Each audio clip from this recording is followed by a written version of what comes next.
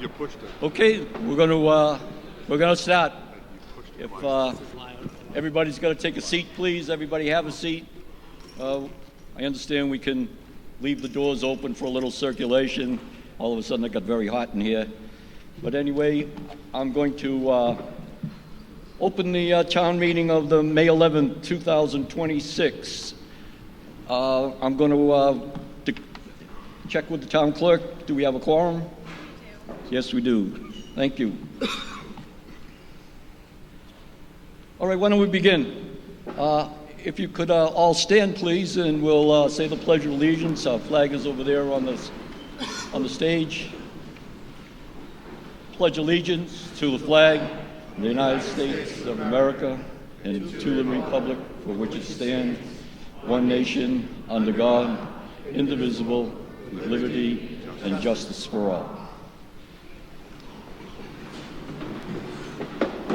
Okay, thank you. Just run over a couple things like we do every year. We run our town meeting according to the bylaws where we voted town meeting times. So that will involve just a couple things. It's mostly just courtesy for everybody else. Nobody will speak unless they raise their hand. I will call upon them. You'll come to the microphone. You need to give your name and address, and then ask your question. We're also going to have, you're going to have 2 minutes and 30 seconds to make your point, ask your question. If you need more time, you can ask for a little leeway. I'm not that crazy strict as long as we stay on topic. We don't do a lot of repeating. The only thing I would ask is, hasn't happened a lot, but it has a couple times in the past, let people speak. They have the floor. They've been recognized. Let them speak without yelling out, either clapping, booing, or trying to make corrections as someone else speaks. Just a little courtesy goes a long way. Let's just leave it at that. We do have procedures and whatnot in the town meeting times. Let's not even go there. I'd rather not. Okay, before we begin tonight, I'd like to take a second to honor a special member of our community that we lost earlier this year. John Sullivan passed away unexpectedly back in March. Sully was a longtime Halifax resident who worked with the Halifax Water Department for 23 years. If you knew him at all, he was certainly a character.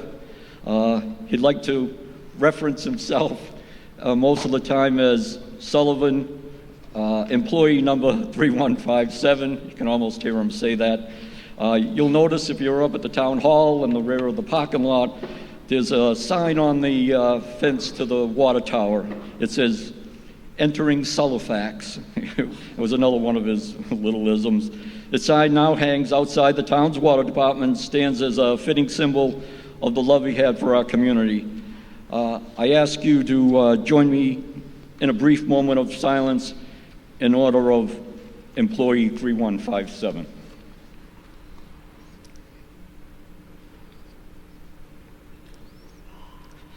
Thank you very much. He was a good guy. Okay, now let's moving on. Let me introduce, a couple things as long as we're at. I just saw Hannah, just reminded me that. Hi, Hannah. We have two runners, Hannah and Matt. If you're having difficulty, or if you're way in the back and need a microphone to stand up, make your point, ask your question, just raise your hand, and Matt and Hannah can come over. Hannah's the pro. She's been here many years in the past. Okay. Let me introduce the people up here. Oh, by the way, my name is Bert Gaynor. I'm the town moderator. And I'd like to also take this time to welcome our new town administrator, Stephen Sobo. Our Board of Selectmen up here to my left is Jonathan Seeley, Tom Pratt, and Bill Smith. Our Finance Committee to my right, Jim Walters, Cheryl Zarella Burke, Michael Bennett, Ed Bryant, Rodney Hemingway, Frank Johnston, and Michael Renetta. Our town clerk is Sue Lawless. She's up here. Our town council is Mr. Paul Dorenza, right here to my left. And last but not least, our town accountant, way down at the end, Lindsay Martinelli.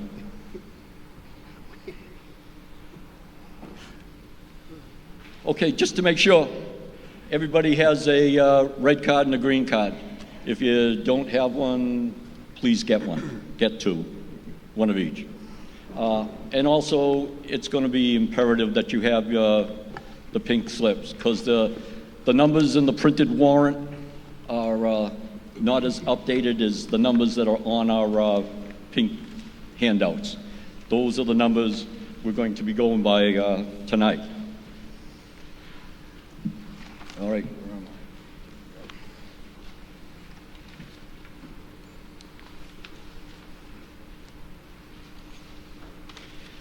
Our governing procedure, I went through that. Our town meeting will operate under the town meeting times as adopted by the voters.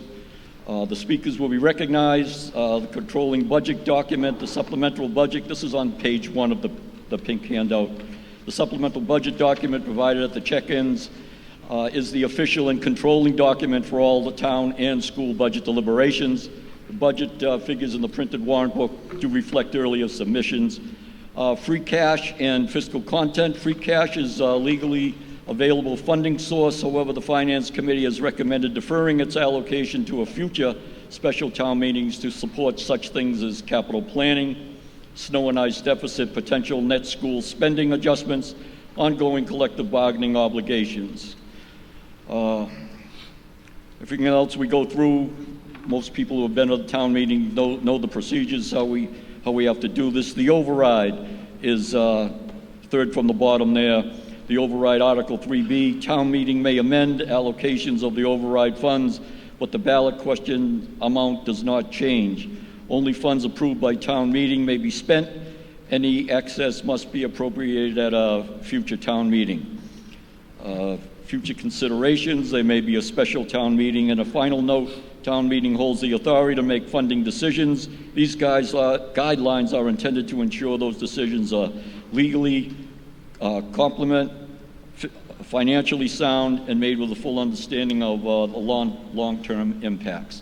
And then you'll see the breakdown of all the different categories, all 5 pages of them.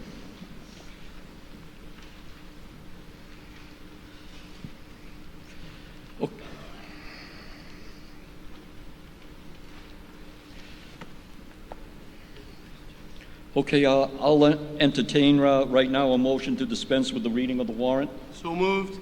Do I have a second? Second. I have a motion and a second. This basically allows us to move forward. I'm going to ask for a vote. All those in favor of waiving the reading of the warrant, please raise your green cards. All those opposed, please raise your red cards. Passes unanimous. That saved about an hour. Okay. Same thing, I need a motion to dispense with the reading of the constable's return. So moved. Second. A motion and a second. Basically, it's the same thing. All those in favor of waiving the reading of the constable's return, please raise your green card. All those opposed, please raise your red card. Passes unanimous. Okay. According to our bylaws, we know that too. We've done in the past that other than Articles 1, 2, and 3, A and B, we do them first, and then the remaining articles we do by lottery. The town clerk will spin the wheel, and we'll take them as they get picked out of the cage. There's no wheel. There's no wheel. But that's okay. Go ahead. We've always had a wheel. We've never had. Never done it. Okay. There's no wheel. All right. Let's start with Article 1.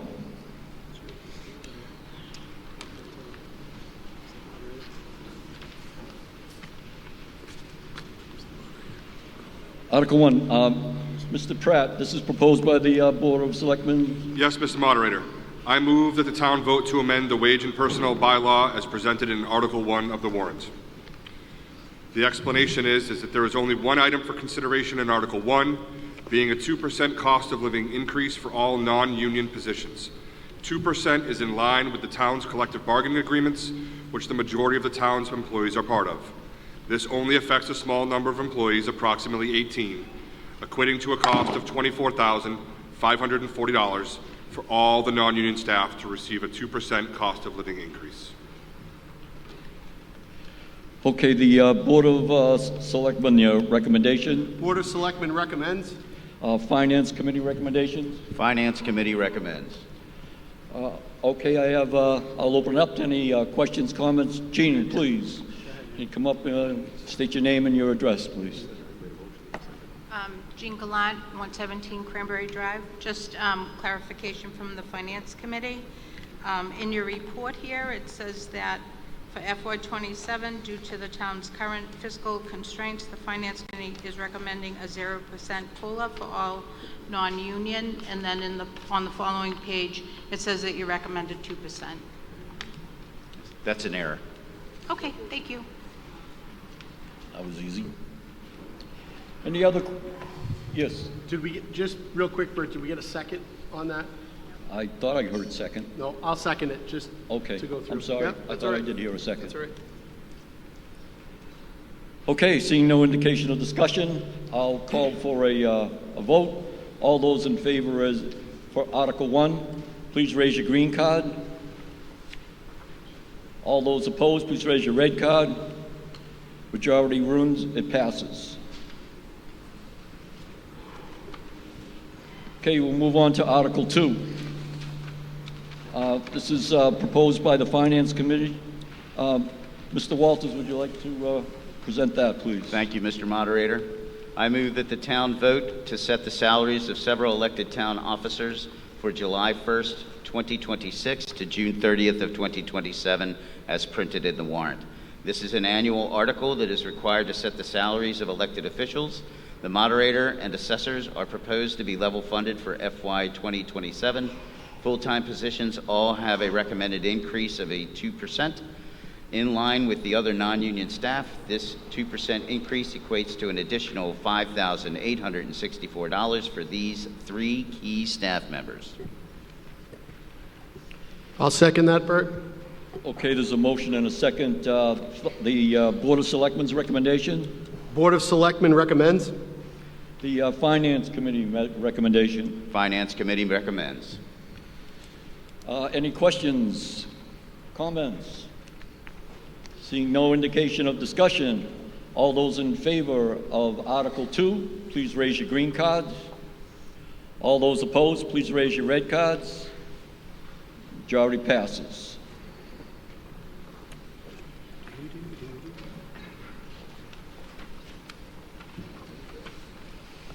Article 3.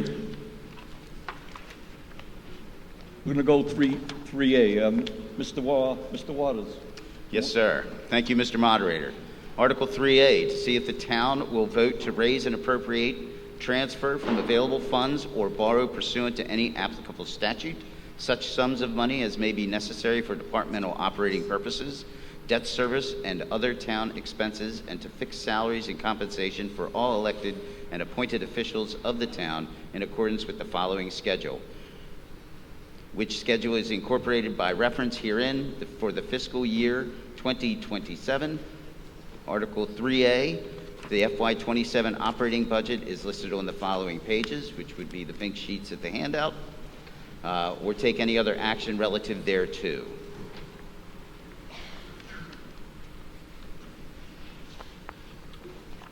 Need a second? Yes, I do need a second. Second. All right. Board of Selectmen's recommendations.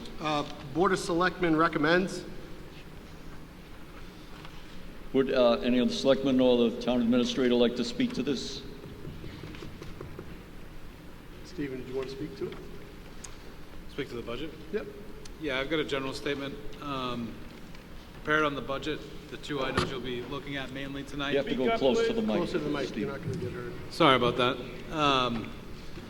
I've got a general statement prepared to address both 3A and 3B. I'm going to just read it off now, but first of all, I want to take a moment to thank you all for being very welcoming in my first 100 days. It's been exciting, it's been a lot of work, but I've been glad to do it for you all. And with that being said, good evening, everyone. Before we begin tonight's deliberations, I want to take a few moments to speak candidly about the financial condition of the town of Halifax. The decisions before the legislative body this evening and the importance of approaching those decisions thoughtfully and responsibly. On Friday, May 8th, the town became aware of approximately $625,000 in accounting and budget compilation discrepancies that significantly changed the financial discussion surrounding the override and development of the 2027 budget. I want to be transparent about that tonight. The discovery of these funds has provided the town with additional flexibility and has materially changed the decisions now before town meeting. The school department will likely speak further regarding the revisions and how they will impact the overall financial picture for 2027. While this updated information improves the town's immediate financial position, it does not eliminate the broader structural financial challenges Halifax continues to face moving forward. What tonight now becomes is not simply closing a gap, but determining the most responsible long-term financial strategy for Halifax. A major part of that conversation involves free cash. I want to emphasize tonight that free cash is an extremely important financial tool when utilized responsibly and strategically. Free cash provides municipalities with flexibility. It allows communities to respond to emergencies, address snow and ice deficits, fund capital projects, stabilize operations during extraordinary circumstances, manage one-time liabilities, invest in infrastructure and equipment, protect taxpayers from sudden financial shocks. When utilized conservatively and according to municipal finance best practices, free cash is one of the most valuable financial tools a municipality has available. However, municipalities can also develop an unhealthy relationship with free cash if it becomes relied upon too routinely to support recurring operational expenses. This is where communities begin to enter dangerous financial territory. Free cash is not recurring. It fluctuates annually, is generated from timing differences, delayed hiring, unspent appropriations, accounting adjustments, and other one-time financial circumstances. Historically, Halifax has averaged approximately $1.35 million annually in certified free cash since 2018, but those amounts fluctuate significantly from year to year. Operational costs, however, do not fluctuate the same way. Salaries continue every year, health costs continue every year, pension obligations continue every year, utility costs continue every year, contractual obligations continue every year. That is why municipal finance professionals strongly discourage the repeated use of one-time revenues to support recurring operational expenses. The best analogy I can give is this. Using free cash responsibly is like using your savings to repair your roof, replace your furnace, or handle an emergency car repair. Using free cash continually to support recurring operations is like using your savings account every month to pay your mortgage, groceries, and electric bill because your paycheck no longer covers your normal expenses. One approach creates stability and flexibility, the other eventually creates financial instability. That distinction is critically important. The goal for Halifax should be to utilize free cash strategically in a manner that preserves financial flexibility, protects reserves, stabilizes operations, and positions the town for long-term sustainability moving forward. I also want to ensure that residents clearly understand an important point regarding the override discussion. The override does not automatically increase taxes by the full amount being discussed. What an override does is extend the maximum levy ceiling. The maximum amount the town is legally allowed to raise through taxation under Prop 2.5. However, each year the town must still vote through town meeting to raise and appropriate the actual money necessary to fund the approved budget. In other words, even if the override increases the town's taxing capacity, the town can only collect and tax at the level ultimately approved by the legislative body, and that is all of you. The town meeting ultimately determines how much funding is appropriated, where those funds are allocated, and what level of taxation is actually necessary to support those decisions. The override simply provides the town with the legal ability to go beyond the normal 2.5 levy growth limitation if the legislative body determines to support those decisions.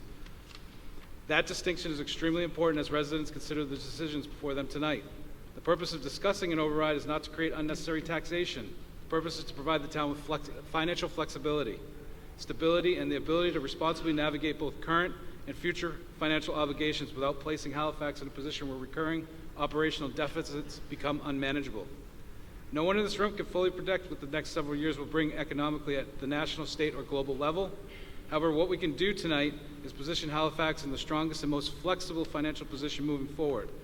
My responsibility as town administrator is not to advocate politics, but to present the financial realities before the town, explain the long-term implications of the decisions being made, and ensure that all actions taken remain legally compliant, operationally functional, and financially responsible. Tonight's decisions belong to the legislative body of Halifax.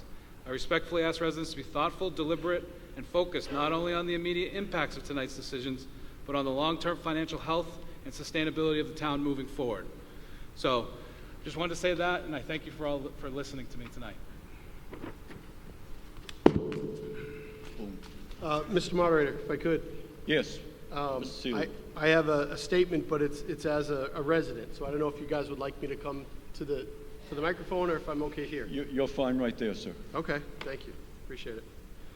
All right, so Jonathan Seelig, 86 Stony Way Road. As I said, I'm a member of the Board of Selectmen. I'm here tonight speaking to you as a resident.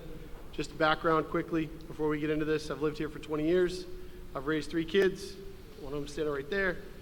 They went through the school system. Some are still in the school system. And ever since I've moved here, I've tried to make this town a better place. I am speaking to you tonight on why I personally will be voting for an override. I'm sure everyone is aware that this scene is being played out throughout communities across the Commonwealth. But there are differences here in Halifax, and it is those differences that I'd like to highlight tonight. First, we love giving folks in our town the power to vote. I've heard "we the people" constantly from many folks in this community. Well, if we vote down an override tonight, we're essentially taking away the ability to get a truer, more accurate vote of our residents on Saturday, and not considering the folks that maybe couldn't get a babysitter or coverage to make it to a meeting on a Monday night. The other difference is our MBTA situation. About a year and a half ago, I was sitting at this very table here when the town of Halifax overwhelmingly decided to reject the MBTA housing mandate. I reminded everyone that if that was what the town wanted to do, I would get behind it. But we had to be good with the consequences. And among those, the loss of discretionary grant funding and an uptick in our legal bills. Despite the warnings, the message rang loud and clear back in 2024.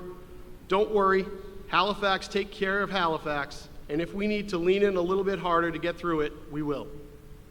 Make no mistake, losing those MBTA grants isn't the sole reason we are looking at an override here tonight, but it is definitely part of the picture.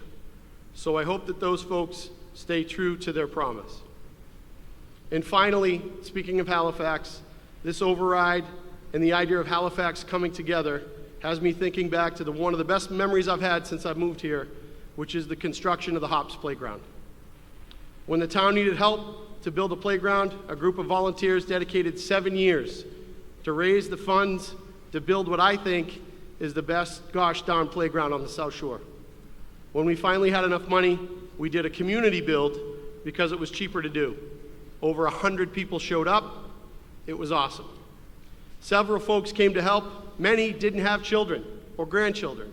And I asked them why they were here. They said, "Hey, we just want to help." That is the spirit of tonight. Halifax helping Halifax. Neighbor helping neighbor. Now, I know there are some folks here tonight that lived on a fixed income, and an override just isn't in the cards for them. And that's fine and okay. And if they truly can't afford it, they shouldn't vote for it. But if you find you can make a sacrifice in your budget so that our kids can get the best education they can, so that our police and our fire will continue to keep us as safe as they always do, and that our Council on Aging can be the lifeline it is for our seniors, I ask you to do so. Because that is what this is about. Now, personally, I don't have children at HES.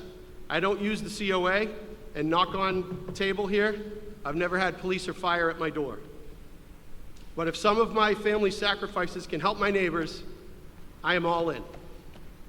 Because to me, that is what Halifax is all about, and I thank you for your time. Thank you, Mr. Seeley.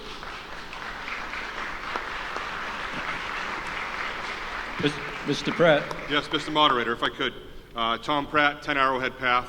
I'm obviously on the Board of Selectmen as well. Speaking tonight as a hybrid member of that board and also a dad of a first grader and soon to be kindergartner. Married and have 2 children, like I mentioned. I've been living here for 12 years. I've been weighing out what to say tonight since the better part of March 24th when we elected to put this override on the warrant. I've probably written it out about 25 times, made some additions and subtractions, and I'll keep it as short as I can. The bottom line is that we all understand that nobody wants to pay more money. I don't want to pay more money. We don't want to spend your money. I don't even like spending my own money. True. But here's the thing. Nobody's jumping up and down to spend it, but at least from my perspective, it's simply casting support for what we believe gives the best, most sustainable choice to keep the Halifax we know as it is, which is the same thing that we did back in December of 2024 by telling the Commonwealth that we were not interested in their unfunded mandate. I am being consistent tonight by wanting to keep Halifax as I know it. I will be in support of this override as a result. I have held the line in fighting the MBTA mandate. I'm prepared to put my money where my mouth is. The vote is yes. I'm being consistent. I'm not suggesting anything that wasn't clearly laid out as a consequence 2 years ago. Here's the thing about the scare tactics that are being rumored. 1 ambulance, 1 fire truck in town, that is scary. Cutting teachers, increasing class sizes, increasing IEPs, your kids in the school, that should be scary to you. If you're a parent or child, if you're a senior who uses the COA, if you rely on emergency services, the vote tonight is about you. It's not about Beacon Hill. Those people are not coming to your rescue, and your vote tonight, one way or the other, will not move the needle. It will make 0 impact on the state. There's no question that local aid Chapter 70 is broken. There's no question that grants are being withheld. The vote tonight will not resonate with Beacon Hill. We are in this together just as we were in December of 2024. So when you cast your vote tonight, cast your vote not knowing what the outcome will be, but knowing that the state doesn't know the faces of those that go to the COA. They don't know the faces of your children, the educators that stand to lose their jobs. We voted for each other back in 2024, and that's what I urge you to all think carefully about tonight. 0 impact from the state. These 4 proverbial walls are what matters tonight. The boundaries of Halifax and us being consistent in standing up for each other. No one wants to spend your money, but would you like the town to remain as is? Because that's what we told the state back in 2024, that we didn't need your help. So has that changed, or are we prepared to stick up for each other again tonight and again on Saturday?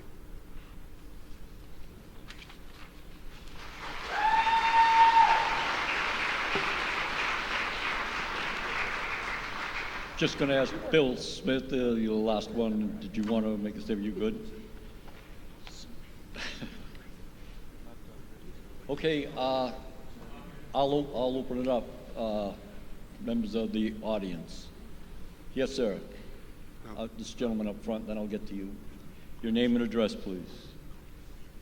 Gordon Andrews, 244 Elm Street. So I would like to thank everyone for their hard work on the budget. I know how much time and effort goes into it. We got an update from the town administrator on $625,000 being able to use differently. Does that mean that the pink sheet for the override needs to be amended for this evening? Are we not looking to spend the $1.5 million tonight? I'll find that out for you. Gordon, can you clarify that question? Sorry.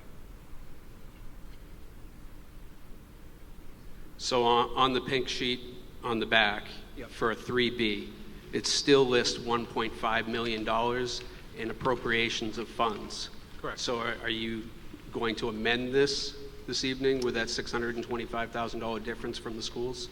We're going to leave it up to the legislative body to amend. I mean, we could amend, but depending on what the legislative body wants to do with the allocations, obviously it's now knowledge that that money is fit to be allocated. How the legislative body sees fit. I would still suggest going for the 1.5 in the full allocation. With the school, I understand I mean, you could lower the allocation for the school, you could lower the allocation for any of the listed items that are on 3B and put 625, that 625 towards those other allocations, that's up to the voters of Halifax. So where is the $625,000 that the schools now have? Oh, so you want an explanation on where the funds came from? Yes. Okay, yeah. So, yes, getting to that. And do we have a representative from the school department that would like to explain? Oh, okay. So I'm not going to address, this is Gordon Laws, 33 Highland Circle, and I'm also the chair of the Silver Lake Regional School Committee. I'm not going to address the complete $625,000. I am going to make a motion in a minute to lower the Silver Lake assessment found in line 70 of the pink sheet. I'm also briefly going to point your, before I make that motion, I'd like to point out line 69, and this is, I think, some of what Mr. Andrews is referring to and also what Mr. Sobel is referring to. I'm not going to take a position. I'm going to explain what we understand from DESE, which is the Department of Education, or Elementary and Secondary Education, okay? So, as it pertains to line 69, the budget that you see voted in the left-hand column at 8.157 million, et cetera, is what was voted by the elementary school committee. That number was voted in consideration of a number of factors, in particular being that the past 2 years, contrary to what's been stated in public, that there have been cuts to the school system of approximately $1.1 million, bringing lots of headcount down to where, at least at one point, the school did not meet net school spending. Net school spending is statutory, and it means that to qualify for ongoing state Chapter 70 and so forth, you have to spend a certain percentage of your money toward education. By failing to do that in one of the years in which money was cut, an additional, I think it was $400,000 or $500,000, had to be allocated to the Silver Lake School District the following year. Okay, so 2 years ago didn't meet NSS, had to pay last year that additional money to make up for it. Being able to hit the $7.3 million figure that you see in the right column does not meet net school spending. Some of what you're going to hear here tonight is that, okay, number one, we have offsets, all right? DESE is very clear. There's a lot of debate about this over the week. DESE is clear. Offsets do not count toward net school spending. So if you have some other form of money, according to DESE's associate commissioner that people talk to today, those do not count toward net school spending. Okay, so even if you have the money, and even if that money theoretically can help out this year towards sparing jobs and so forth, it does not count toward net school spending. Now, some of what you will also hear is, well, there are some categories of spending that over the years we have not counted toward net school spending, and it has just been part of the town budget, but we could count toward net school spending according to the statutes. That is true, but with these provisions. Number one, there has to be an agreement between the Board of Selectmen and the school committee. By the time that was raised, there was no ability to bring that to pass. You could theoretically gamble tonight that there can be a post facto agreement between the Board of Selectmen and the school committee, so that they take a chunk of that money that has otherwise not counted and agree we're going to count that against net school spending, and that combined with the offsets, we're going to be okay. We don't need to have as much of an override, or we don't need to have an override, or whatever the case might be. The second wrinkle in that, though, is that money, even with the agreement of the two, has to be certified by the head of DESI. So I want to be clear, those are your gambles. You have to gamble on agreement between the Board of Selectmen and the school committee, and then gamble further that the secretary, the executive director, secretary, whatever you call him, who heads DESI, will then sign off on your plan. Okay? So that's some of where the discussion is going to come. I have the easy part tonight, because in line 70, that number is too high by about $200,000, owing to a double count in our budgeting process. So accordingly, Mr. Moderator, let me pull out my phone here so I can get the precise number. I move that the Silver Lake assessment be changed and lowered in favor of the town to the following number: $8,894,364.99.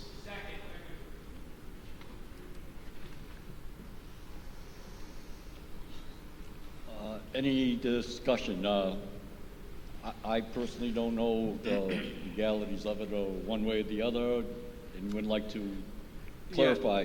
Yeah, I can add to this. So Mr. Laws is correct. That is exactly. Stick your face right in. So Mr. Laws is correct. That is exactly what the discussion will center around tonight. So he's amended the number to show the discrepancy in the accounting, which does net the town essentially $200,000 back into the general fund to be distributed. Can it stay with the schools? Yes, it can. Can it go elsewhere? Yes, it can. The other discussion is about net school spending and the formula that gets applied against net school spending. So I have net school spending numbers from Halifax dating back to fiscal year 2021. I have the school share, the school committee's voted number, the town's contribution, the net school spending requirement, and the net school spending for number for Halifax. So in FY21, school committee voted a number of $7,288,975. The town matched with $1,191,415, equating to a net school spending of $8,480,390. The requirement that year was $6,858,000. So that means in FY21, the town of Halifax paid at a rate of 124% of net school spending, over and above the requirement. In FY22, the school committee voted a number of $7,662,851. The town matched with $1,291,243, equating to net school spending number of $8,954,094. The net school spending requirement for that year was $6,915,659, equating to a 129% net school spending requirement match and 29% above and beyond. In FY23, $7,867,416 for the school committee, $1,137,783 from the town, equating to $9,005,199. And the net school spending requirement in FY23 ended up being $7,179,616, equating to a net school spending of 125%. FY24, $8,067,730. Town's share, $1,321,175. Net school spending, $9,388,905. Net school spending requirement, 2024, $7,849,455. Which means in 2024, the net school spending went down a little bit to 120% of the requirement. We do not have the numbers back for 25 yet, right? So we're also talking about a situation that will break down next year at this time when we get the net school spending final number. So we're talking about issues that are 12 months out from now. And Gordon is correct by saying it is a little bit of a gamble, but I don't think it's, personally, I'm willing to take that gamble because Halifax has shown a record of showing above and beyond the net school spending requirement. The lowest being 120% in 2024 and going all the way up to 129% in FY 2022, and the formula which the town has used in order to figure out its match or share with the schools has not changed, and since I've heard, as far as historical knowledge goes. Now, there is no current agreement with the schools and the select board to determine that actual formula and how the share works, but one of the things that is in that formula that is very big, probably the biggest driver of that formula, is the fixed cost associated with pension and health insurance that is paid directly to or paid on behalf of the teachers and staff in this building. So that's essentially about that's most of that money each year that the town contributes. Of that $1 million plus ends up being the town's share, in which they pay for the health insurance, pension liability, and everything else for the staff here. On top of that, there are other things that are included in that formula. Part of my salary is included in that formula. Part of our accounting staff's in that formula because we do the payroll for the schools. Part of the billing for the schools is all the billing for the schools is done in town hall. There's no accounting or treasury functions in the elementary school that are done at the elementary school. It is all done through the town. So there are town positions in which the school is reliant upon that are in this formula, and that's what really needs to be agreed upon. But that's a very small component of the overall formula, is the actual salaries that are associated with the people doing that work. A majority of that fixed cost and that shared cost boils down to the health insurance and pension liabilities that are directly paid to the staff in the elementary school. So that's the main shared cost between the schools and the town.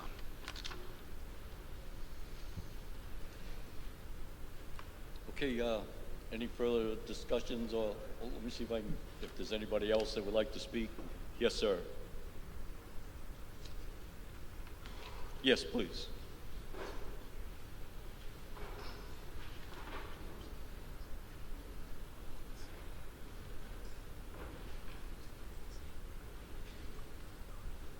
Your name and address, please. Yeah, Peter Beals, 28 Elm Street. Heard a lot of particulars. I first would like to, again, as Gordon already mentioned, thank all those that put so much time into this. I do mean that sincerely. I was in the Finance Committee for years. I do understand that a lot goes into it. We have heard a lot of particulars tonight, but I wanted to kind of pull back and look at the big picture. For a lot of us, we have lived in this town for some time. We have children I have children that are adults that have moved into this town and are trying to, like all of us, make ends meet. It feels often like something is wrong. The tax rate is not the highest, but I ran some numbers from the Department of Revenue website. And based on that, statewide, if you take the average single-family tax bill in all towns in Massachusetts, and you compare that with the average income per capita for all the towns in Massachusetts, that number works out to about 14%. In our town, it's 17%. That is about $15,000, if you do the math, that is the effect of the rate that we are paying currently as compared with other towns. So looking at strictly from the big picture, we see, as well as a lot of other measures you can use, that something feels off, something feels wrong. And even when I was on the Finance Committee, unfunded pension liability was a big topic that I brought up and others brought up many times. Nothing was done about it. I'm hearing tonight, oh, that's a problem. The school system, with all due respect to the school system, the town of Halifax pays 53% of our spending by function to education. The state of Massachusetts is paying 49% on average. So something does feel off. If we pass this override, taxes are going up, and they're going up permanently, as I understand it. And I realize I might not understand it totally. I'm against it on that simple grounds alone. I'm not sure where the answer lies, but at some point enough is enough, and that's what it feels like. Thank you, sir. Please. Yes, sir. Jeff Bolger, Brandeis Circle. I'd just like to remind people, in addition to what this gentleman just said about our taxes through the assessment process of an override, that we're also looking at a reassessment of all of our real estate. And it doesn't take a genius to realize that even without this override, our taxes are going to be going up significantly in the coming year. Thank you, sir.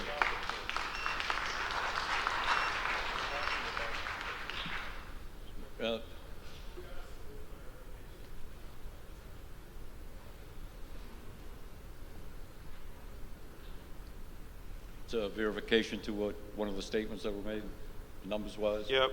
So, again, Gordon Laws, 33 Highland Circle. You just heard me say that we did not meet net school spending 2 years ago, and you heard the town administrator say we did meet it by more than 20%. Dr. Prue, Stephanie, over in the administration, you can feel free to comment on this. I believe the discrepancy there is this issue of being the Board of Selectmen and the school committee being in agreement. I believe that Mr. Sobel has used his own calculations based on what is statutorily permitted, provided there is agreement, but not what has historically been done between Halifax and the schools.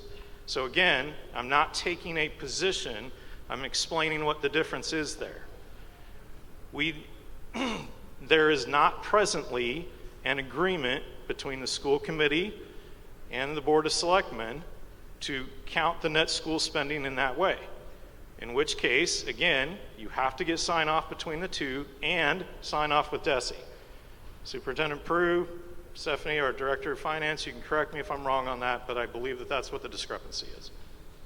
Superintendent Prue says thumbs up. Thank you, sir. Yes, ma'am.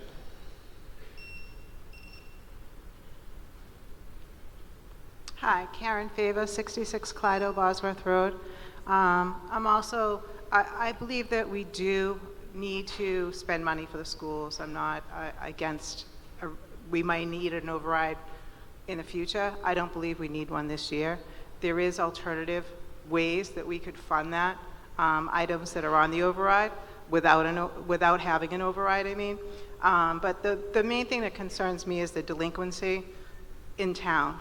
Okay, and if people can't afford what they're paying now, how will they pay more? So I'm just going to share some figures so that people have them. The 2024 delinquency, there's 80 properties for $155,000, $803.94. In 2025's delinquency is 113 properties for $269,000, $325.83. That's 73% increase in 1 year from 2024 to 2025. Then there's 70 properties for $623,000, $769.99. Total delinquency, not including 2026 delinquency, is $1,048,898. So if people can't afford to pay, how are we going to ask them to pay more? What ends up happening is the people that pay more. Thank you, ma'am. Yes, sir. Your name and address, please. Yeah. Hi, Van Donnelly, 201 Cranberry Drive. Again, I want to thank everyone for looking at the problems we have here. And I also want to thank the Silver Lake gentleman who was up here, give us a little more information here. But it's like we learn here now that there's, we learn here that there's $200,000 that could be taken out. We learned that now there's approximately $400,000 or $600,000 that could be agreed to between the school committee and the town. And my issue to that was, he mentioned, well, they have to agree to that. Well, God knows, why wouldn't they agree to that? Because if not, they could be cut. So simple agreement that those dollars could be utilized that have already been paid makes total sense, right? Otherwise, you're looking at a cut. Otherwise, you stay the same. So all of that's good news on those fronts, that's coming down. I do think that, I've felt for quite a while that we've got too much administrative staff in the town. okay, that we got to look at this compared to the other towns, and then we got to cut back. Maybe it's more teachers you need, but it's certainly we got too many administrative staff. And I think that highly needs to be looked at right now in order as we going forward if you want people to keep supporting it. And the answer with the lady over here brought up was the issue of delinquent properties. And you can look at this just in Massachusetts that relies here. Okay, they had a millionaire's tax that went up 5%. They lost $4 billion in revenue in the state because of it. Okay, so the necessary, if you raise the taxes, you may have to cut more people later that can't pay for it because you got so much delinquency in town. So just because you can't see it, don't mean it isn't coming. And then you'll have to deal with the water issues that are going to be coming up, right? So all of these things are coming to the town. And I think I just want to say that when Gordon was up here talking, I liked a lot of what he had to say. I want to hear more from what he's got to say before my vote goes in, but thank you. Thank you. Yes, ma'am.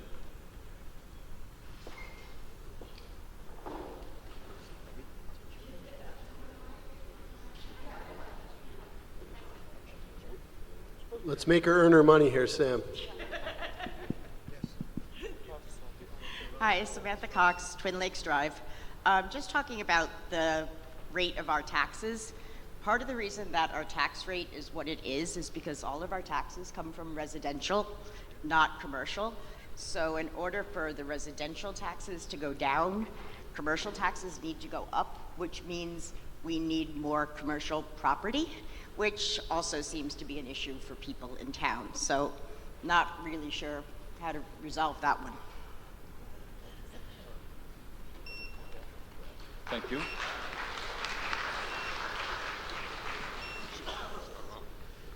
Okay, seeing no indicate, oh, yes, Mr. Andrews.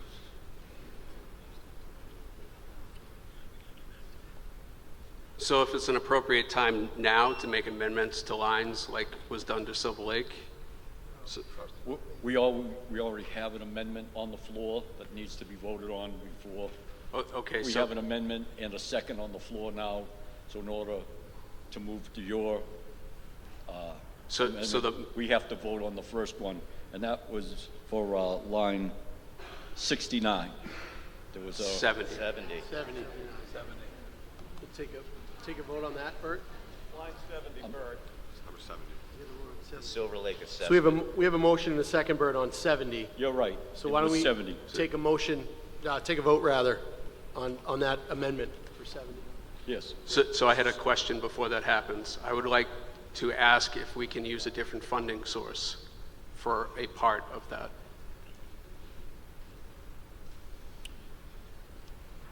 I don't know yet.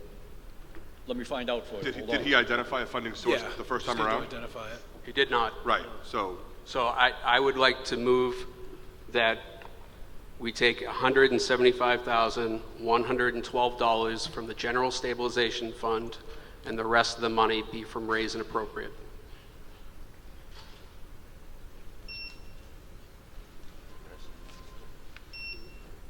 Hold on. No, I'm sorry. Go ahead. James Hopkins, 20 Pond Street. Is the other motion on the floor now? The other motion is on the floor, Okay. yes. Van Donnelly, 201 Cranberry Drive. I'd like to second that. I'm sorry? Second the motion. Oh. Well, we got to handle the first motion before we do the second. How's that? All right. So right now there's a motion on the floor and a second to change line 70, which was on page 3 of the pink handout, from $9,094,708, and correct me if I'm wrong, I got this, $8,894,364. Is that correct?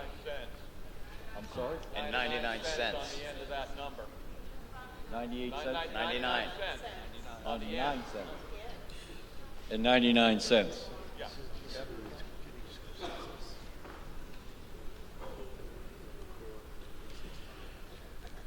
Any further discussion on the amendment? How about recommendation from the Finance Committee? Finance Committee recommends the adjusted number. Recommendation from the Board of Selectmen. So just so we're clear, Bert, we're just amending line 70, Correct. and we're not doing any sort of funding source or anything from that. We're just changing the number that we're giving the Silver Lake assessment. That's what's on the floor right now. That's what's on the floor first. Yes, And that's what the Finance Committee just recommended. correct. Okay. Then the Board of Selectmen recommends. Okay, all those in favor of the amendment to line 70, the Silver Lake assessment, please raise your green cards. All those opposed, please raise your red card. Passes unanimous. Yes, well, wait a minute. Didn't we have another gentleman that was going to explain something, the funding? Go ahead, Gordon. So I would just move that number to use $175,112 from the general stabilization account. Silver Lake is going to take a portion of our assessment and move it into their stabilization account. We have previously set aside money over multiple years for stabilization because we knew that Silver Lake had capital items. We had an accounting of this money over time, and then we didn't add any of the interest into those funds either. So in 2021, we added an additional $300,000. 2022, we added an additional $96,000 into general stabilization. So this, if you made this motion, would allow us to account for all the funding necessary to amend the elementary school budget so there'd be no staffing cuts.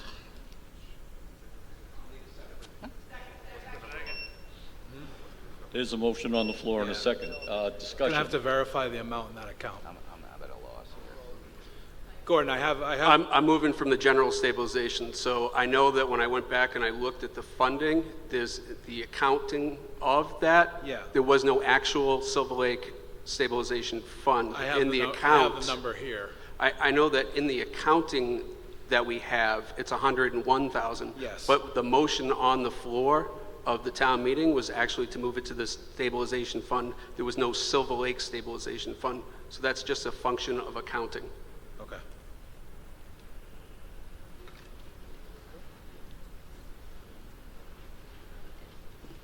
Gordon, could you do me a favor? Just repeat your motion one more time so I'm following through. Yes, so I'm moving the $8,894,365. Yep. And $175,112 from that amount will be from the general stabilization account, the remainder to be from raise and appropriate. Yep.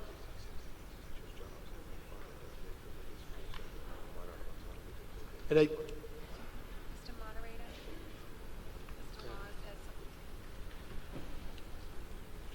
How do we verify that these funds even exist and what we can do? No, the funds definitely exist.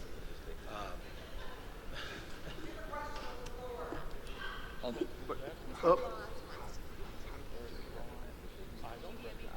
No. Gordon Laws. Yes.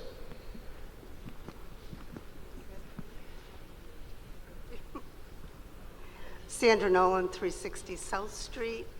I was the town accountant when we originally put the money that was returned from Pembroke for Silver Lake into the stabilization account. We kept track of what we used from it. We used it to fund capital expenses at Silver Lake. That's what the money was put in there for. So I don't know that it's appropriate to use that money to fund the operating budget, because then there will be no money that's specifically put aside for capital expenses for Silver Lake when they come up. Mr. Moderator, if I could. Yes, I was just going to say, how do we find that out? So that stabilization fund, I'm going to agree with Sandy Nolan. She knows her stuff. That stabilization fund was set aside for projects, for not operational expenses, but for making sure our buildings are okay, making sure the bones of our structures don't go to pot, right? The thing that changes, though, and the thing that where I think this is appropriate, Silver Lake has added essentially money that's fallen off a debt exclusion to their operational budget, right? So as part of Silver Lake's operational budget now, they are collecting money from the town of Halifax for that very purpose. They're collecting money from us now every year to put towards building maintenance, roof repairs. We don't want the buildings to rot. They're one of our most valuable properties that this town owns. So normally, Sandy, I would agree, we don't want to use that for operational, but in this case, where Silver Lake has created, as part of their budget, money to go towards those projects, I believe in this case that that makes sense. You have one over there. Can they do that? Yes. Okay. We got a couple there, Bert. Yes, sir.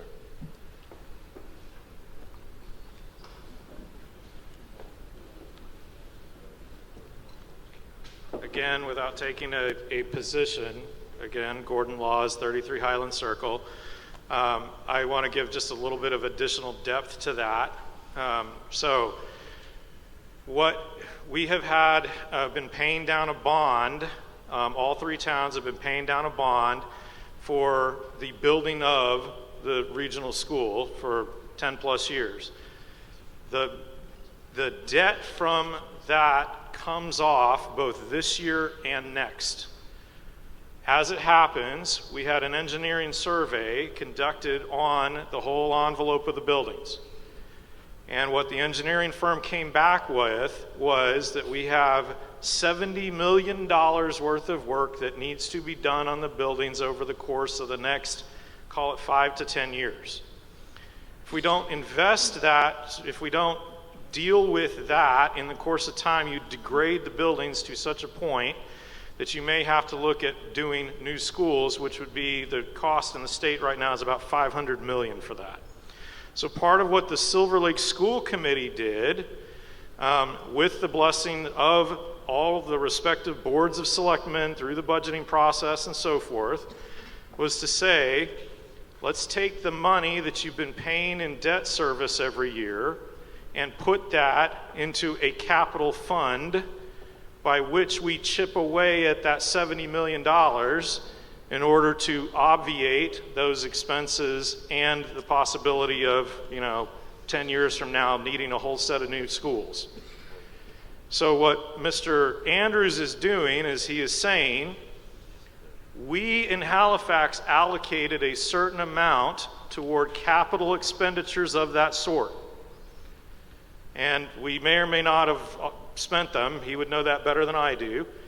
But he's suggesting that because there's $300,000 or $400,000 or whatever it is of that capitalized stabilization money in this budget, that it is appropriate for Halifax to use a slice of that capital money from its budget to go toward that. That's what the argument is.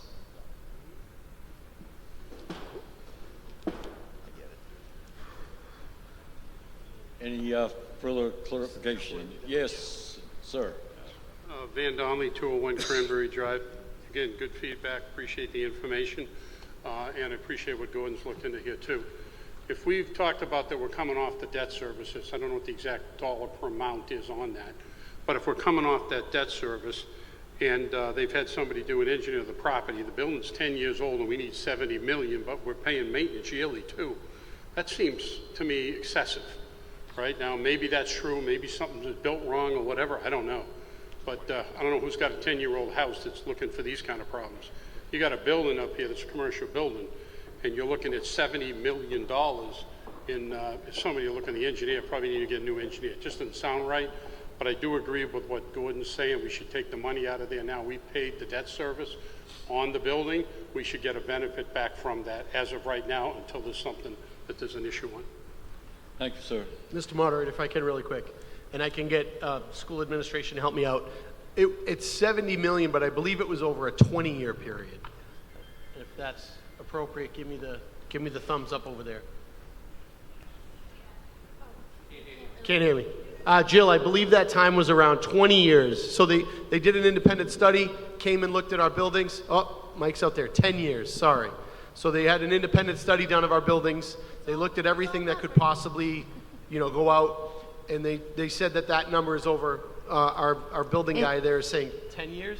No matter how loud you go, it's muffled back here. So I'm sorry, I'll stand up, maybe I okay. can hear better. How long does that, how long do we have on those capital plans that study looked at?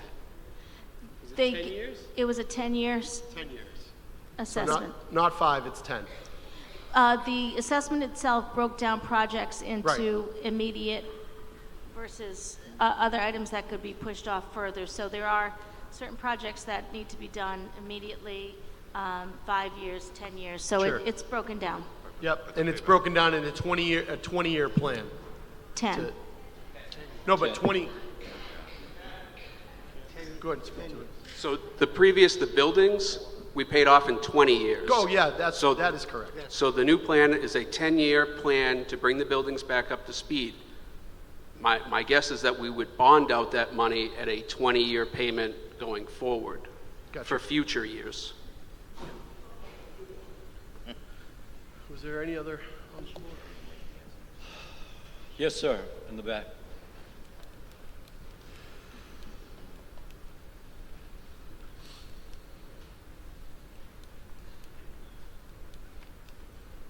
How you doing? John Taglini, 347 Elm Street. I just have a question as far as the school safety officer. Is that under the school budget or the police department budget? Police department. Police department budget. So the money that we're talking about here would not have any effect on keeping the safety officer? No. Okay. You're correct. Okay. And is there a reason why that's excluded? He's paid by the police department, so he's on their budget. No, but we can't allocate that money to keep him. Okay. Because I'm curious, like, what that salary is and why we can't find that kind of money. Yeah, I'm sure we'll get to it once we get to the police department. Okay. Thank you. So just for clarification then, the money that is now $175,112 from the stabilization fund, that's perfectly legal to be able to do that, even though it's being used for operational budget. I want to make sure it's not out of order. It's a two-thirds vote. It's a two-thirds vote, though. It's a two-thirds vote, Bert. It needs. Yes, but I want two-thirds to make approval. sure that can do that. Yes. And it can be used for that. Correct.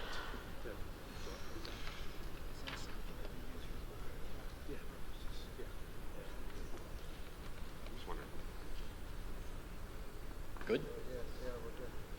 Okay, we have an amendment on the floor. It's been seconded. If I get this right, correct me if I made a mistake, to move $175,112 from the General Stabilization Fund. Coming from, where is that coming from? Oh, it's coming, okay. So, all those in favor of moving the $175,000 and change, raise your green card.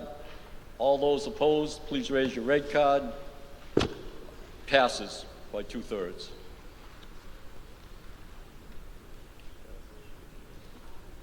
Mr. Moderator? Yes. For the elementary school budget, line 69, I move $7,732,771. You move it to, for what? You're moving it, It's the motion. I make an amendment to that number. $7,732,771. That amount of money will enable the school to not have any reductions in staffing, and it will fit within the budget. Gordon, would you care to explain where that's going to come from before we get too far down the rabbit hole? It's going to come from raise and appropriate. I'm sorry? Raise and appropriate.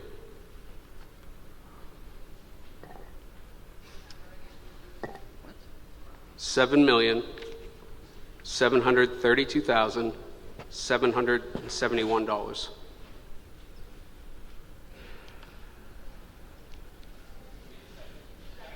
okay, I have a motion and a second to amend line 69. Your motion, you care to explain it, please? So after the movements of money that we just had, if we take what the school committee had voted for their offset, which was $420,093, we take the budget that they had and we reduce it by that amount, we get to the $7,732,771 from the motion that they had voted at their meeting. This allows no staffing reductions to take place at the elementary school. We do not need to cut the teachers and increase the class sizes to outrageous numbers. This will allow us to hit the IEPs with the staffing that we have. And avoid the override for the elementary school.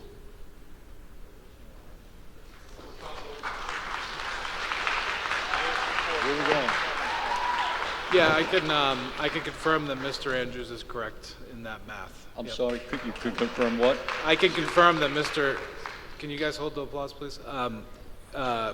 I can confirm Mr. Andrews is correct with his math on that. That was the number that was voted at a town meeting, or not a town meeting, I'm sorry, a school committee meeting. But yes, that is correct. Could I Mr. just Seeley. get a clarification? So, Gordon, first off, I appreciate all the work you've done. I think everybody knows you've done a lot of stuff for the town here, and you've been involved in the school committee, selectmen, and then some. So essentially, you've found $424,000 about that. I didn't find it. This is the amount of money that was used from circuit breaker and grants Right. that they had, when they voted, that's the amount that they had acknowledged that they would offset. Correct. So you want to essentially pull that back, or I want to apply it as they have applied it in previous years, so that we don't have the staffing reductions. Now, I understand the net school spending discussion that took place. There is an open seat on the elementary school. You can write me in if you need somebody to negotiate with the selectmen to get there. okay. So to be clear, it's up to us here if we want to use that entire $424,000 for schools. No, that's up to the school committee to use that money for schools. What I am saying is, here's the $7,700,000. That's what we need to raise and appropriate, so that if they use their offset money, they hit their budget. If they don't want to use the offset, then they can reduce the staffing, but that's their decision. Their decision. Okay.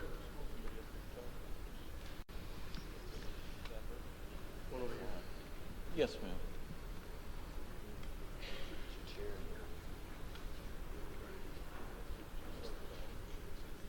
Hi, Lauren Laws, 33 Highland Circle, and I'm also the chair of the Halifax Elementary School Committee. I spoke with the Associate Commissioner at DESE today, and to reduce our budget like that does not support the schools. No. Mr. Andrews, let us speak, please. Yes, ma'am. And the offsets do not count towards net school spending. And so I do not recommend lowering the budget because the offsets do not count towards net school spending, and we've had difficulty with this before, and the school has made cuts every year. So I just wanted to let people know that I spoke with, and the commissioner would have to, it's not just a matter of the Halifax School Committee making agreements with the Board of Selectmen, the commissioner would also have to approve those allocations, so. Right, question. Yes, ma'am.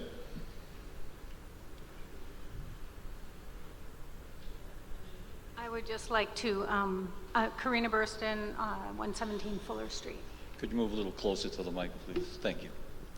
I appreciate the work that the Finance Committee has done, the Select Committee, and the School Committee has done.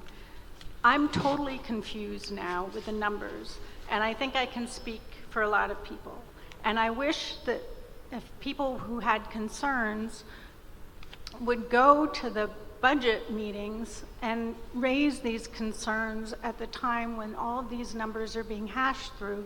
There are 150 line items, and, you know, there are thousands of us here, and it's wasting our time to quibble over, you know, 100,000 here, 100,000 there, put it here, put it there. This is an accounting problem. It shouldn't be our problem.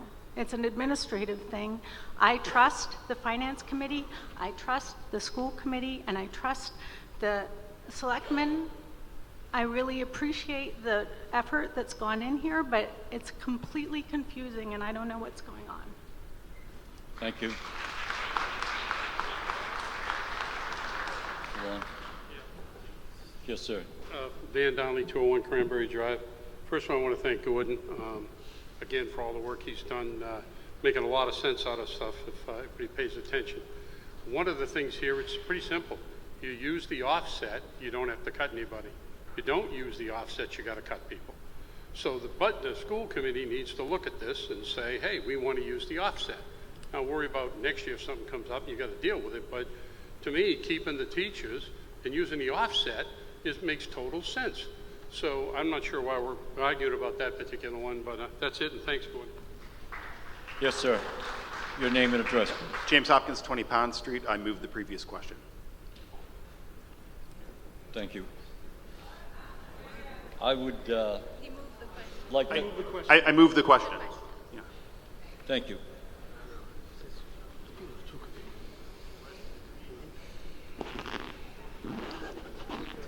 It's a two-thirds vote to transfer 7. That's the amendment on the floor. I have no idea. Right. You got to vote to move the question. He made a motion to move the question, so you need to vote on his motion to move the question. That's on the floor, right? You have to vote to move the question. Oh, I have to get it. And then what happens to the 700,000? That's on the floor. No, what's on the floor now is to move the question. Well, yes, but it's also It's a violation. It's what?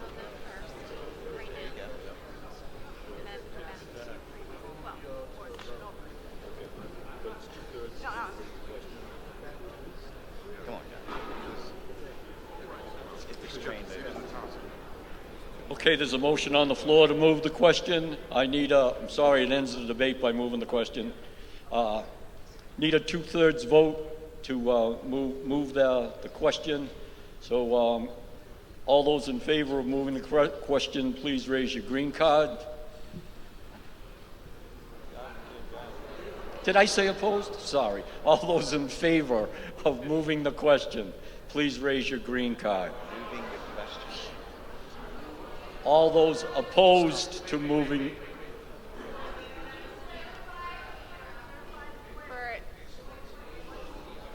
Okay, someone moved the question, which means it shuts off debate. It closes the debate. So we're voting to end discussion and vote the question. That's right. We're That's not what's on the voting floor right now. question, we're ending the discussion. Sure. It's just we're voting to end the debate. This is not on the amendment. This is to just end the debate on what we're talking about. Right. And move towards the vote. Sandra Nolan, 360 South Street. I think what we're confused in, are we moving the amendment? Well, we're moving to cut the End the discussion on the amendment, not on the whole Article 3A. That's right? correct. Just on the amendment. Correct. Okay. All right. Sorry, I wasn't clear. My mistake. So this is a vote to move the question, which means we're going to end the debate on the amendment for that line 69. So all those in favor of moving the question, raise your green card. Again, this is a two-thirds vote. All those opposed, raise your red card. No, we're voting to end the debate. Yes. We ended the debate. We had 2/3 vote. So now there's an amendment on the floor for line 69, for $7,732,771, coming from the raise and appropriate. That's a motion. Bert, if I could? Yes. Could we get the recommendation of our finance committee to see what their take is on this amendment? Certainly. Good. Yes. Recommendation of the Finance Committee. Exactly where is the money coming from? That's I think the confusion on the committee. That has not been explained. It's coming from raise and appropriate. So we're lowering what's on the budget sheet? We're raising it $400,000. No. Right now, line 69 is $7,312,678. Yes. And it's being amended to $7,732,771. Yes. So we're increasing the total budget by this amount. We are fitting inside the levy limit with this number.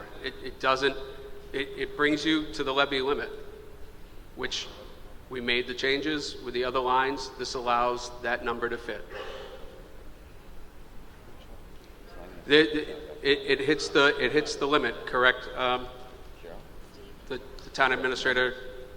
Yeah, it will hit the limit. You're going to have to make changes elsewhere. Yeah. It'll hit the limit, but what? I'm sorry? It will hit the limit, the levy limit, and then there will have to be changes in the opposite way elsewhere.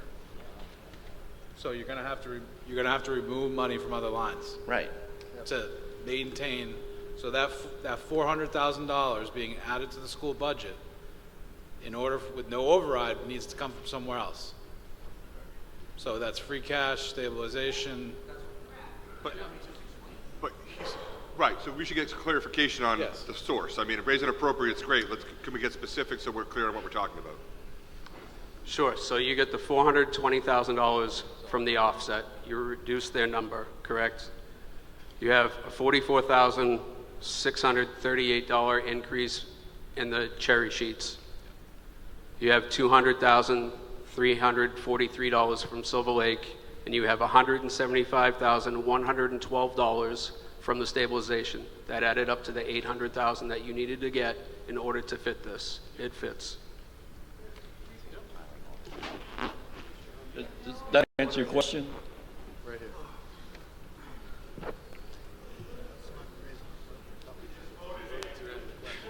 No, we didn't. Yes, sir. Gordon Laws, 33 Highland. Just to be, I'm hoping I'm adding clarity to this. What Gordon is saying is the town is going to lower how much it pays toward the Halifax Elementary School from 8.1 to 7.7. But the $400,000 of real money is not going away because there are grants and state aid which will augment that money, that will cover the difference. And so even though we're reducing from 8.1 to 7.7, he's saying there's still actually 8.1 million there, just that 400,000 of it will not be counted as coming from the town, okay? And the rub with that, again, not taking a position, the rub with that is that doesn't meet the town's net school spending obligation at present, which would have to be agreed upon between the Board of Selectmen, the school committee, and the commissioner. But what Gordon is saying is, at least for next year, there is $8.1 million there between some combination of state aid and town appropriations. Okay.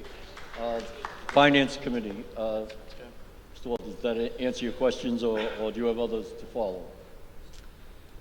So based on what the Finance Committee has heard so far this evening in regards to this specific question, we do not recommend it. Could you explain why, please? So we're shuffling money around and we're taking from certain areas where we will need to reduce other budget line items to create the monies that we're going to put into the school. So that hasn't been specifically quantified as to where that's going to come from. We're also going to be moving money out of a stabilization fund that is not meant for operational costs, which is really directly in conflict with any type of budget discipline and is not really quite gap compliant based on what the purpose of the stabilization fund is for. So based on these few facts that we have, our recommendation is no. Okay, thank you, sir. Selectman's recommendation. I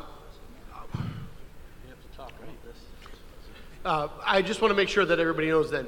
So part of this plan is the Silver Lake accidentally, we got double charged $200,000, right? So we've corrected that plan. But the town has to be okay with that $200,000 wasn't originally meant going for the school. That was the town's money, right? So I have to talk with the selectmen here. But the town has to be okay then that this override now will be 100% on the municipal side of cuts. So it would be essentially, if this goes through, fire, police, COA, all those other town items. So the town has to just think, because we were overcharged $200,000 originally, do we still want to give that to the school, even though it wasn't an accurate bill, essentially, from the town? So that's just my caveat with this plan. And again, kudos to coming up with this. And again, we want to support the schools, but we as a town just have to realize, do we want this override to be essentially completely non-school related and make the town carry the whole burden of this and not the school?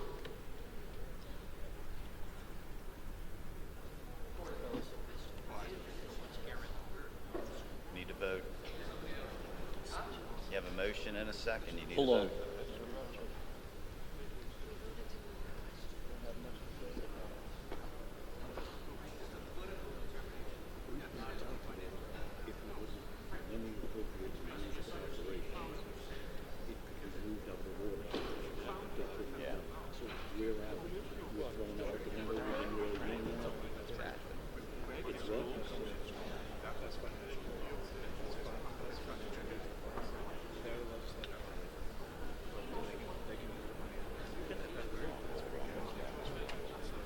So in talking with the selectmen, our concern is that, again, we love the idea of having the schools fully funded. Everybody here does.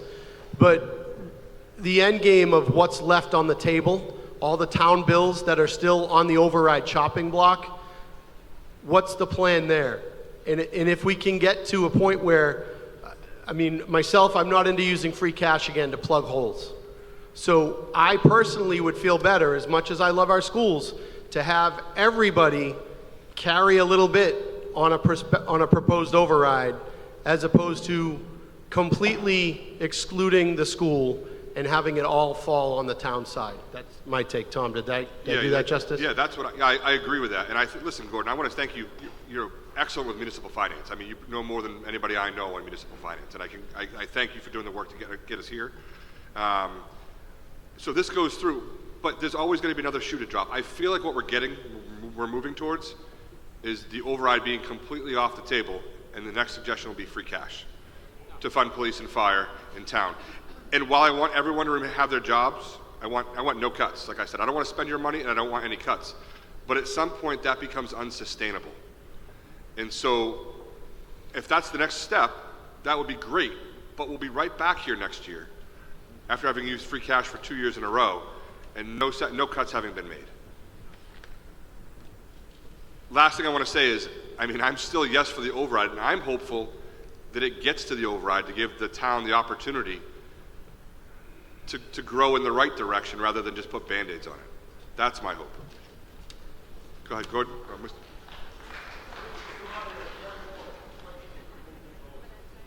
I'm sorry? Move the question. All right, thank you. But I want to make sure everybody knows what they're voting on. Yes, sir. Jeff Bolger, Brandeis Circle. If this Bert, you move the question. if this question, Move the question. We already moved the question. I'm sorry, we moved the question. We voted to move the question. It's been moved. It's been moved. That's because I was asking for recommendations from the Finance Committee and the Board of Selectmen. Thank you. All right, it goes for the vote. We need 2/3 on this?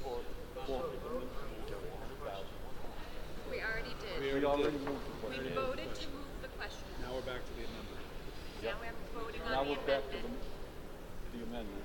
Is it a majority vote or is it 2/3? Majority. Majority. Majority vote. But isn't this stabilization? Majority. Are we clear? Majority. They were just talking. I don't think they made it right. Bert, it's majority. It's majority vote. Raise and allocate the amount. 732, 69. 69. Okay, had a check with legal.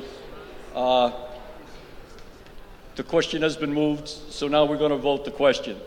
And the question now is, we're going to raise and appropriate and change, amend line 69 from $8,157,387 to $7,732,771.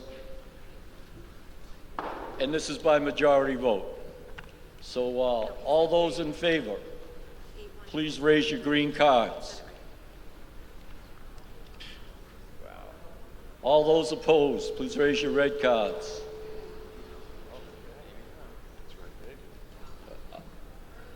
It fails. It fails. We don't have 2/3. Mr. Moderator.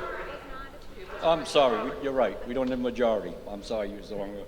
That was not the majority. Do you need to do that vote again? Are we good? Do you want to? we need a count. All right, good count. Do we have, we need 7 people to agree. Yep. Was he running the meeting? Need a count. Okay, I'll ask the town clerk to, the counters that came up, can you please come up to the front?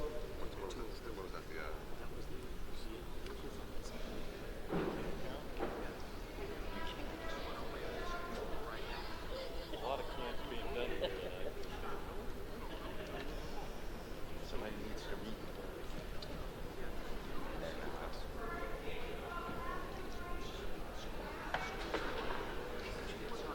We're using your fingers now. Mike, you think you can have whole bag of trail mix, Mike? What was, 200,000.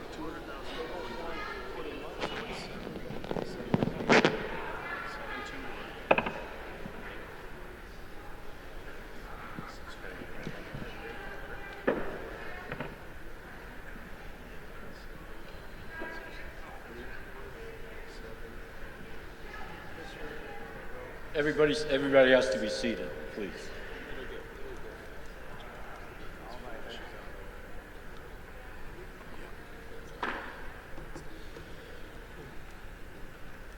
what's the difference?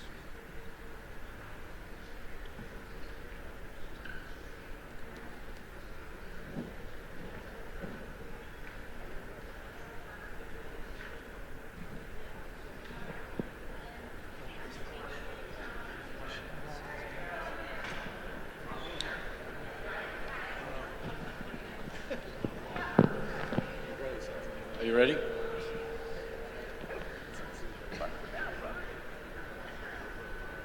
You ready?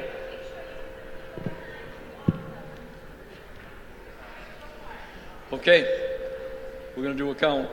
All those in favor to amend line 69 from $8,157,387 to line 69 to read $7,732,771. Please raise your green card.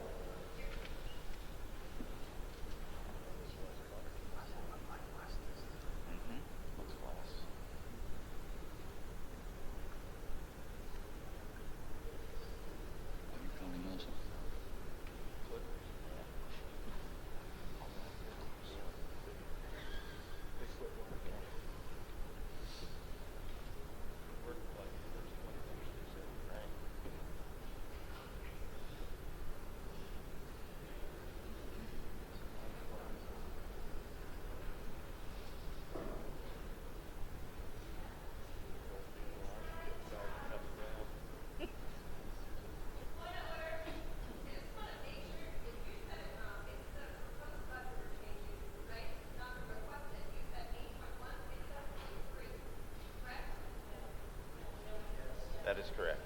That is correct. Right. We're going up.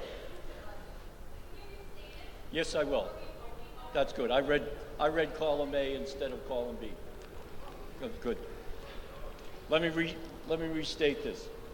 Sue, I got to restate this. I used the wrong column. I used the column. So let's do it again. Again. We're gonna.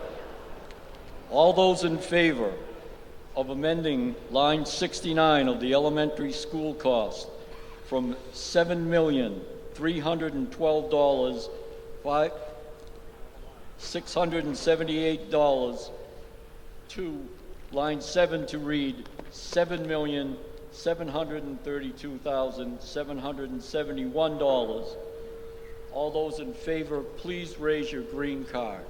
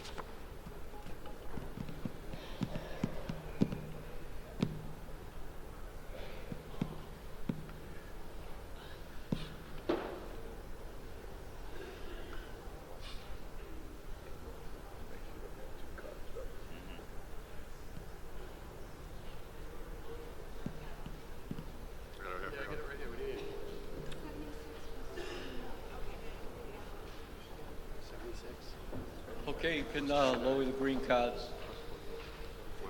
All those opposed to the amendment to change line 69 from $7,312,678 to now read $7,732,771, please raise your red card. And nice and high so they could count them, please.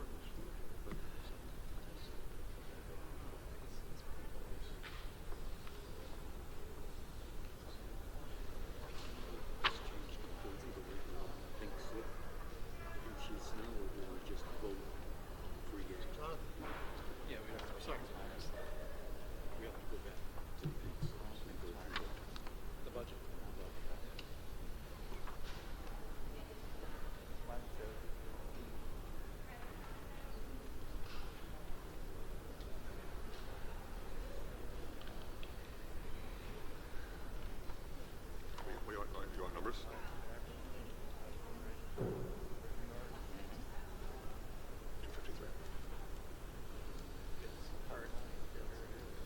Thank you. Good job. As soon as you said that. All right, sorry, you can lower your red cards. Mr. Moderator, Yes. I'd like to make a motion to amend. No. Did you hear? Did We you haven't make them? done this yet. Did you make it? This one's still on. Yeah, go ahead. Go ahead. Okay, the vote was in favor of the amendment. What? Oh, I thought something was wrong. 153 in favor, 253 opposed. It does fail. Motion fails. Mr. Moderator, The amendment fails. Yes. I would like to amend line 69 on the pink sheet warrant there to read $7,532,478 from raise and appropriate. Second.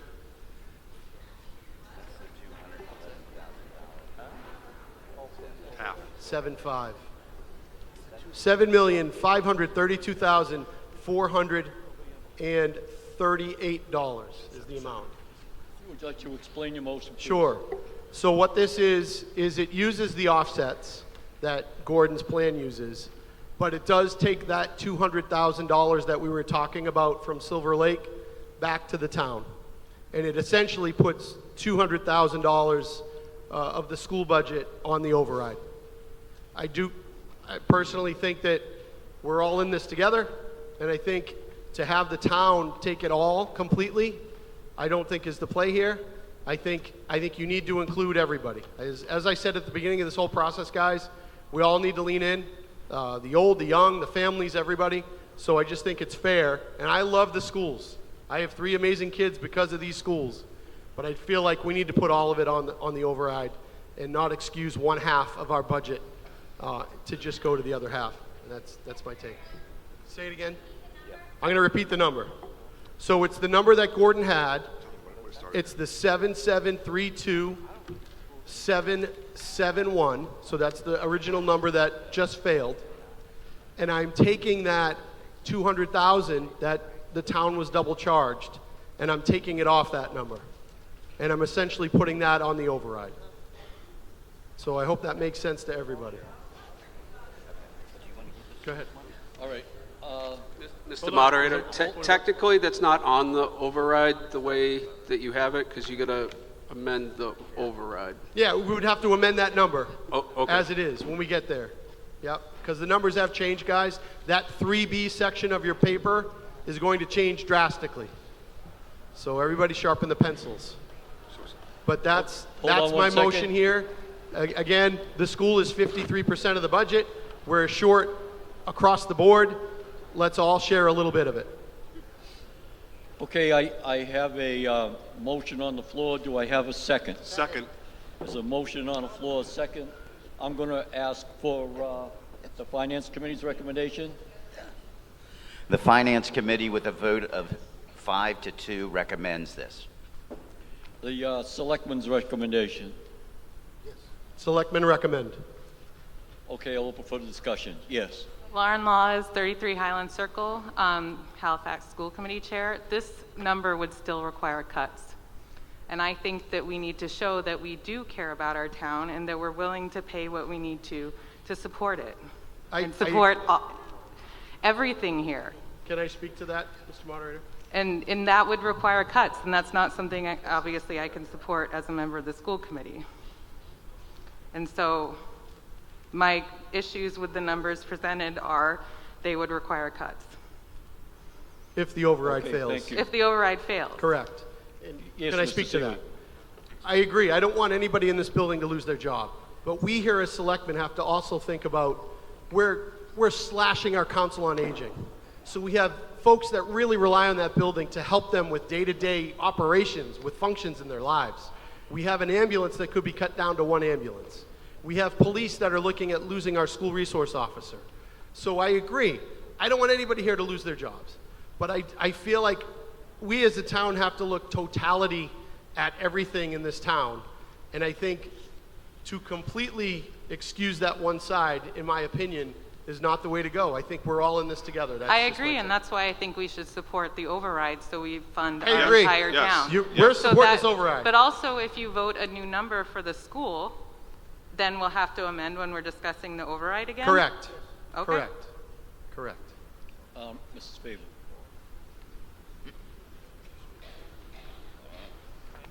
So if the override fails, then we cut everyone. You as selectmen can live with that? If it means that we have... We had a way around that. We had a way around that you guys didn't come up with on your own. Our finance committee couldn't find the money and couldn't come up with it. We have someone else that comes up and gives you the information on how it will work. No one gets cut. Everyone saves their job. And we vote no because the selectmen and the finance committee don't recommend. I don't get it. So, well, Karen, just so you know, it wasn't the Board of Selectmen. Listen, it wasn't the Board of Selectmen or the Finance. I've watched the meetings. I'm sorry? I've watched your meetings. The vote just happened 60% to 40% against the amendment. Because, so don't put it all on this board. Because the selectmen and the finance committee did not recommend. And the people are supporting the finance committee and the selectmen. I myself don't want the kids to, I don't have anyone in the elementary school anymore. It doesn't matter to me, but I care about the kids. Same. And I don't think there should be any cuts to the school. Same. But do we need an override? No. We just came up with a clear plan that we did not need the override. We heard publicly Thank step you, one Mrs. and step two. We didn't hear the whole plan, which did involve free cash. Mr. Diaz, Ellen. Please, Mrs. Favor, please. Thank you. Alan Diaz, Snow Street. This conversation, closer to this conversation should be going through the moderator, not this bantering back and forth, because all of us don't understand this. So that's my point of order. Thank you, sir.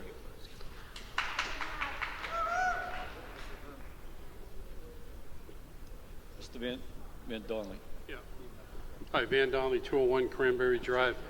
You know, came in tonight with an open mind, thought we had a pretty good solution over here, and then they hung on the fact that they wanted that extra money too. And the issue to me was always these overrides should have been broken up in three so that we could go through. If we could have found the money for the schools and maybe overrode on what we need for the other side of the business here, this would have been clear. What you're doing now is the people who can't afford it are now going to deal with it when we had a solution to fund it, right? Which means people are going to get out and they're going to push down this override, and everyone's going to be a loser on this thing now because we wouldn't listen to reason. Okay, because I came in here hoping we could fund the schools, and what Gordon had to me made a lot of sense. But to me, now you put me against it, and I'm definitely going to fight it down because nobody's listening to the residents. They all worked hard to come up with solutions that everyone knows here were the right one. But oh, the town's got to participate in the other areas of the pain. Well, if you broke out the override so people could fix one, then maybe vote for the other two, then we would have been fine. And then you would have cut this thing down from 1.5 or whatever to 500. And everyone would have approved it for you. So now what you've done is said all or nothing. And if this goes nothing, it's on you.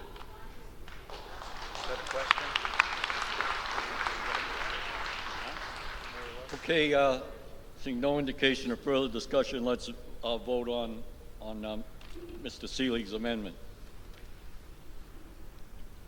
On the floor is amending line 69 to read, that now reads, $7,312,678 to read $7,532,478. Did I get that correct? You got it right. All right, there we go. So, although... What? I was told 7,532,438. Sorry, you're correct. I had 7. So the new amount is $7,532,438. Thank you. All those in favor of the amendment, please raise your green card. Again, this is majority. Correct. All those opposed, please raise your red card. It passes.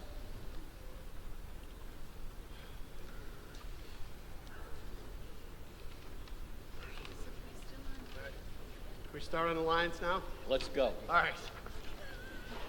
Okay, if everybody could please open up their pink sheets. We're going to start on page 2. I'm going to break down the line items, read them off. If you have a hold, shout out hold, and if not, we'll go section by section and see if we can get this done. On the first section here, I'm going to go 1 through 10 for the first, 1 through 9. Moderator salary, recommended fiscal year 27, $200. Selectman salary, 0. Line 3, town administrator salary, $150,000. Item number 4, selectman clerical, $76,958. Line item number 5, selectman expense, $6,300. Line 6, law, $170,000. Line 7, town hall electricity, $22,575. Line 8, town meeting warrants, $7,000. And line 9, audit, $34,500. So all those in favor, seeing no indication of further discussion. Yes, Mr. Diaz.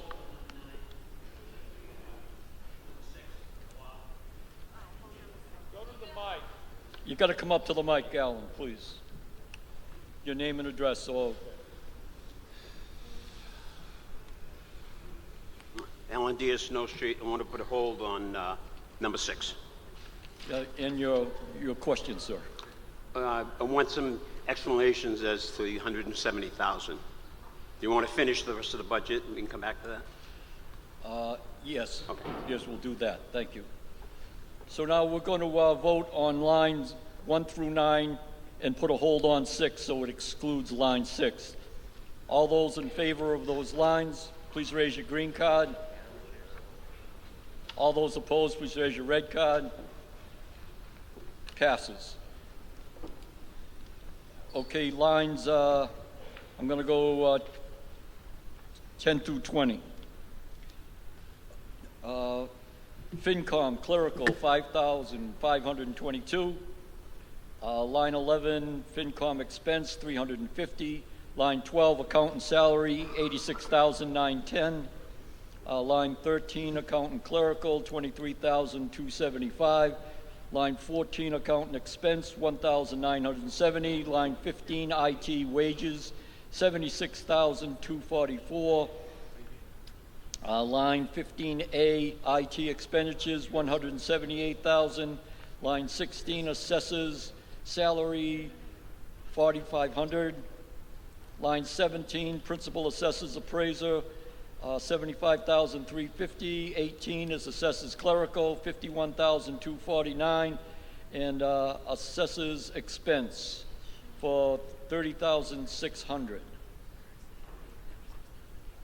Seeing no holds or indication of... I'm sorry. Line 20, office machines, expense, $42,000. Seeing no indication of further discussion, lines 10 through 20, all those in favor, please raise your green cards. All those opposed, please raise your red cards. Passes. Lines 21 through 30. Again, if you have a hold, please yell it out. Treasurer collector salary, $82,222. Line 22, treasurer collected clerical, $85,242. Treasurer expense, 0.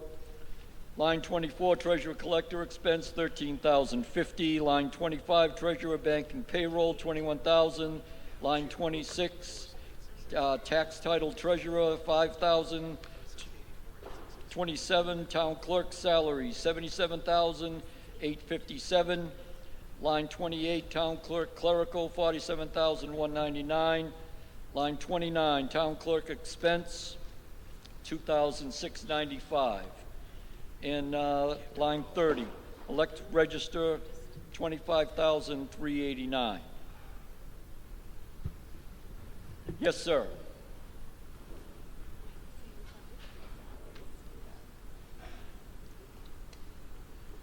Mike Lawless, 22 Marjorie Drive. I just have a question. You have two lines here, and the one you're reading on the right-hand side, does that account for Article 1 and 2 that passed earlier? Line 1 was the originally the amount that was requested. The second line was when the town administrators recommended fiscal year 27. So it's been changed. We're going by the second column. If I got that correct. What are we voting on? Because the town administrator selected those numbers, right? But then Article 1 and 2, for the non-union personnel and the elected personnel, we passed a 2% cost of living.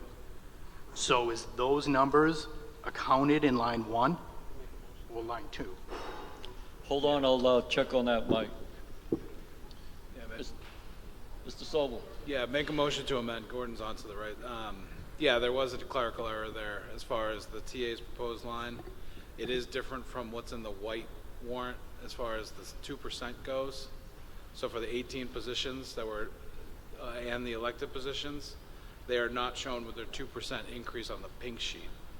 So can I just make a motion to amend both the 18 and the elected to represent what was voted earlier tonight? For those positions. Okay, so then can I hold them all while I go do math? I mean, it seems like it should be a simple. Should be. Hold on, I'll get you an answer. Yeah, that's probably the best way to do it. Yeah, we're gonna have to do it that way. Yeah, that's fine. We'll have to do it that way. Mrs. Lawless. Mr. Moderator, can we take a 5-minute break to do the math on those 18 things? Because I think it's 18, but I want to check and make sure it's just 18.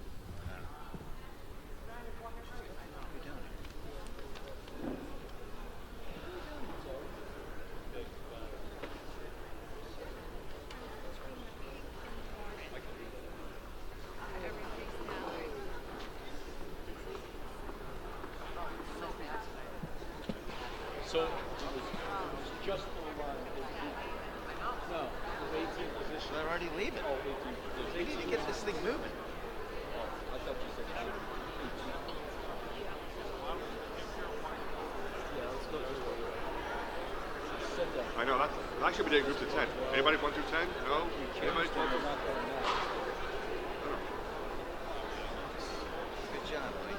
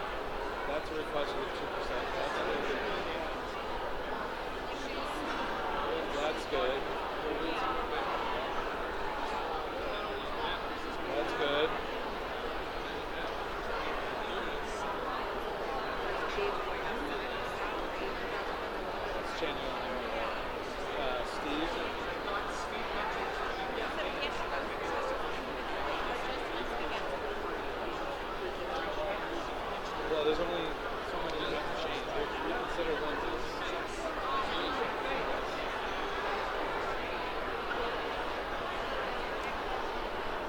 Cleveland's already done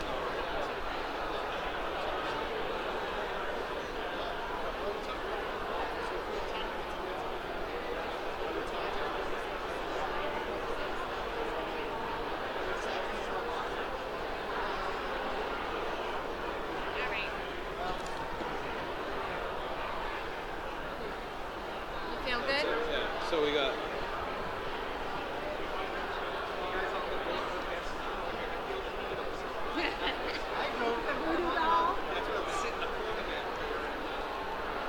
Lord, what'd you think? Makes you wonder.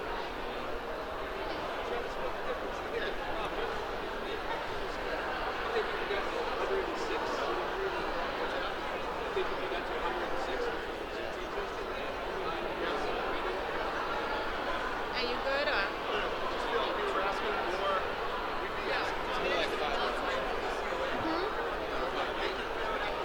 You only 5? Okay. Otherwise, we should have separated the overrides from the start.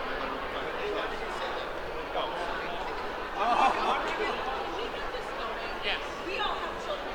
Yes. Back in session.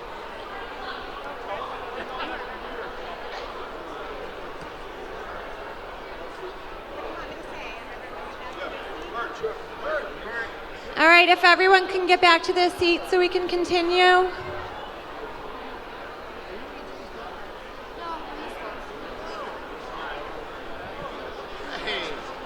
right, Bert.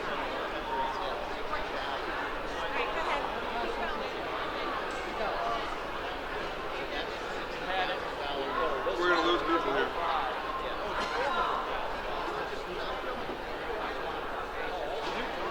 Do you have to read them all? If you just say like 19 through 25, you have to read them all? Just ask him to speed it up. This is going to take forever. That's Paul. That's what he said. He's saying number. I'm going to listen to you.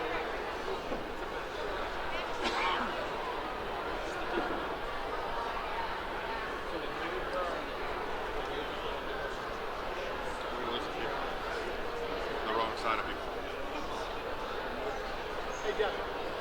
Good. Yep, until noon on Friday. Yep. Only until yes. In the office. Yep. Yep. You're welcome. Well, Bert. Just start at the beginning, 1 through 10, and just say it. Go ahead. Which ones are we gonna amend? I know. We know Pam's. We got it. They're all right here. Got him?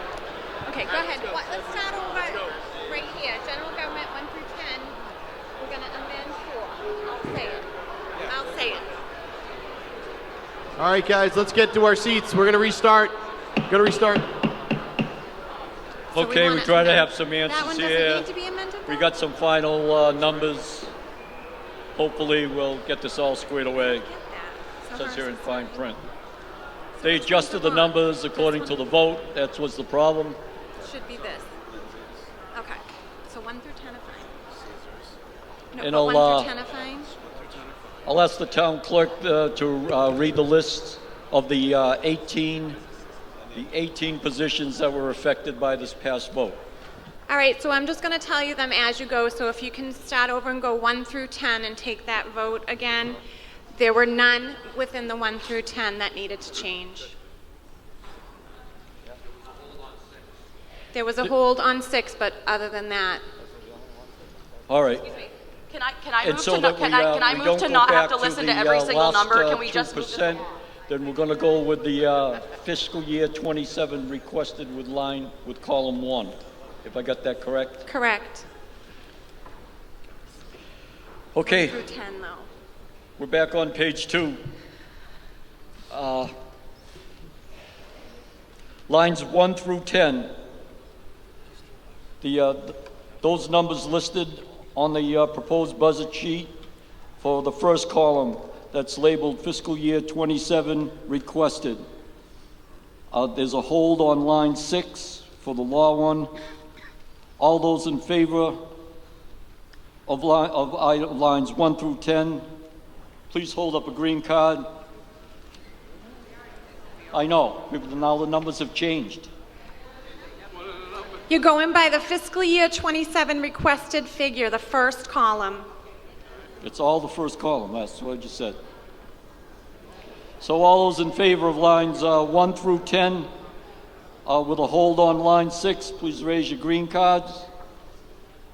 All those opposed, raise your red cards. 1 through 10 passes. And Mr. Diaz, we'll get back to line 6 when we get through. Okay. Lines...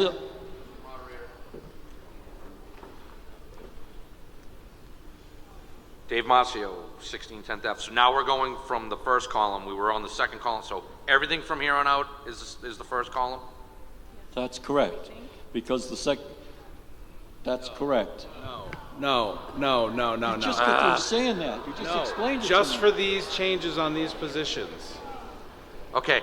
So- We got to get organized, people. Like, Yeah, seriously. Thank you for that, Dave. Everybody take a look. Hold on.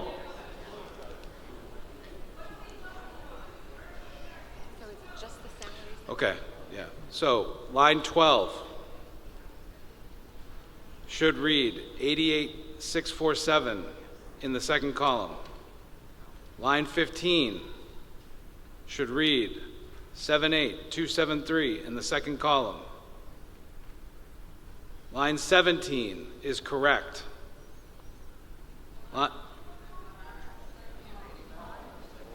What? Line 17 is correct. The second column is correct. It's 75350. 21, line 21, 83846 should be the number in the second column.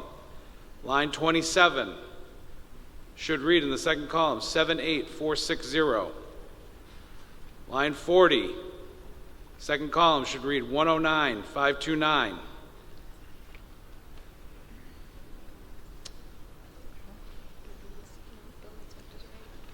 Line 72, the second column should read 85835.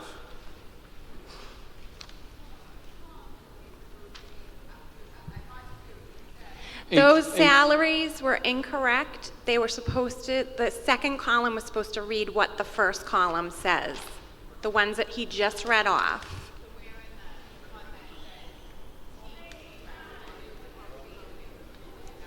We're moving them from the first column to that second column, and then everything else that we're going to vote will be what the TA requested. Does that make sense to everybody? No. So the salary lines that he read were incorrect in the second column, but everything else is correct.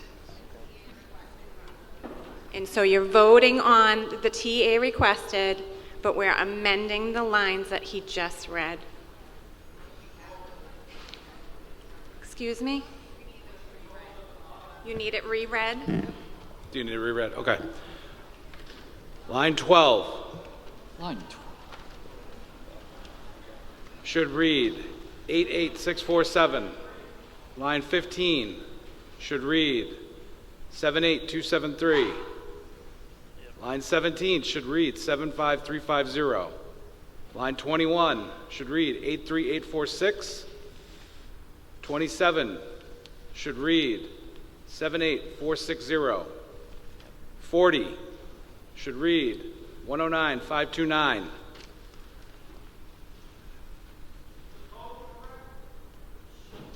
72 should read 85835.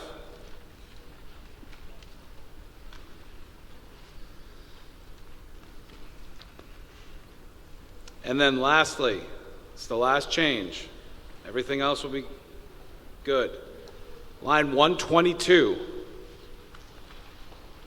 Everybody there? Should read 88647. Skip water.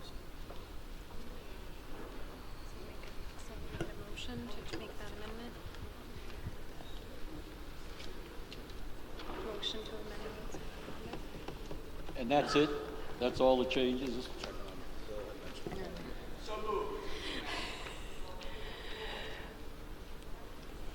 Yes? Yes. Okay. Take a Somebody vote. nod. Good. So you're making a vote on those changes. The total on page 5 at the very bottom of the general operating, that needs to be revised as well. Can we get that figure, please?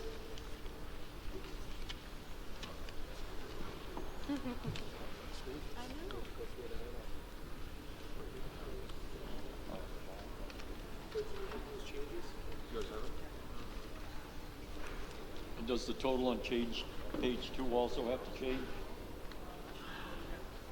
Are we doing that now as we speak?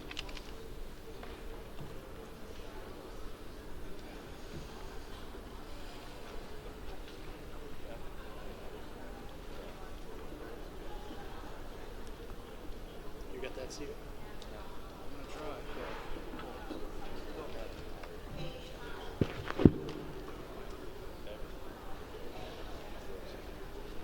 So, I'm no longer here. So now we're back to the first one. Except for the change.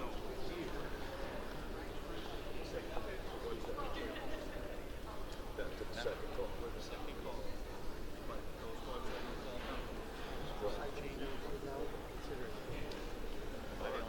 So Is someone doing the math? So because you amend this, he has to do this numbers, right? And this one. No, that one doesn't change.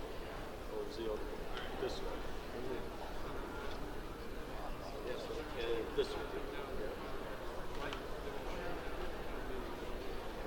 Is someone actually doing the math on this? Yes. Yeah, she's doing it right now. The dealer's website.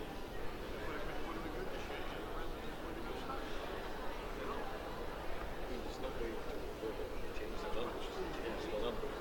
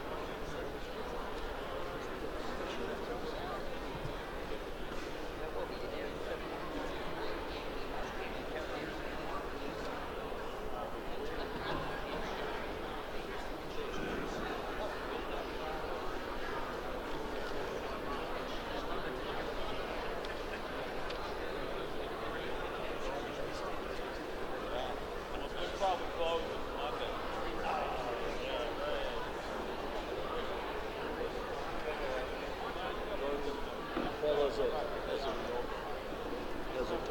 idea.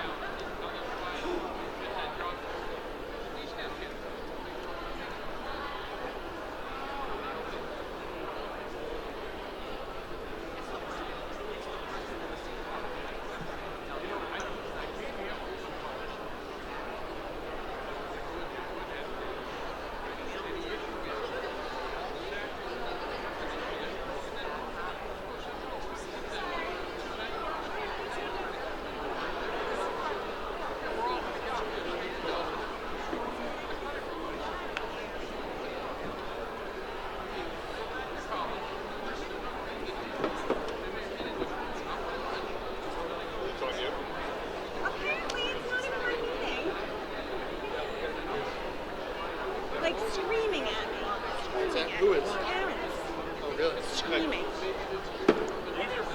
have it? Hold on. Bird, hold on. See if he's got the same. This is the number here. Let's make up the total difference. Is that you good?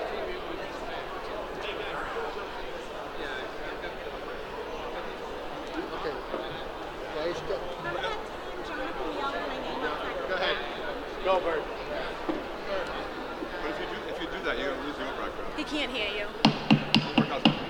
Let's call the town meeting back to order. Here's what we're going to do. Hold on one second. What we're going to do while they're changing and making all the calculations, which could take a while, we're going to go to the lottery system and just kind of suspend 3A and 3B. And when they get all the numbers together, then we'll go back to it. But let's keep going instead of just sitting here wasting time, is basically what it boils down to. Article 19. What is it? Article 19. Oh, yes, sir. Raise the point of order. Point of order.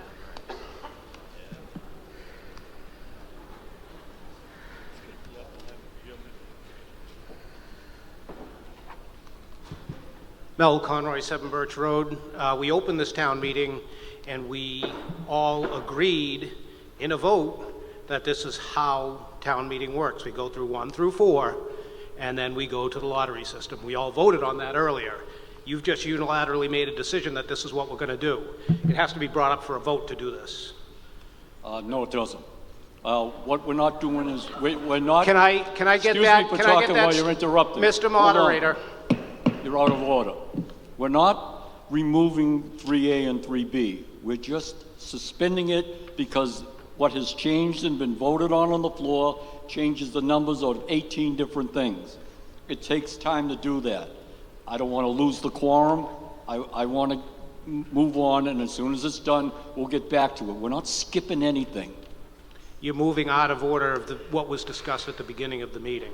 I'd like town council to weigh in on this, please. I'll ask town council.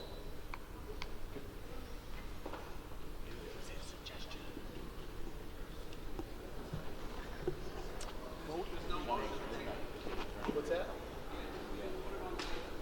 Yeah. I'm just asking to make a motion. Motion to table. No. Bird, I've got your numbers. All right. All right, we're just going back to the numbers. Get back to the numbers. Yeah, I've got the numbers. That solves it all. We're ready with the numbers.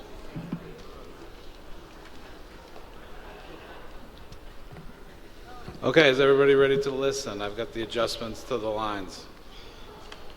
The totals. Okay? So for total general government, the number will now be $1,898,804. And where is that now? After 44. That's after 44. Bold. So at the bottom of the page. Please repeat it. Yep. $1,898,804.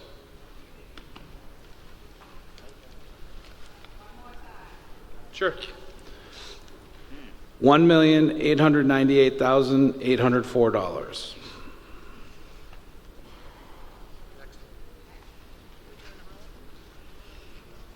What's your next one there, please? So nothing changes in police, nothing changes in fire, nothing changes in public safety, nothing changes in schools, nothing changes, well, we do have a change in public works, highway.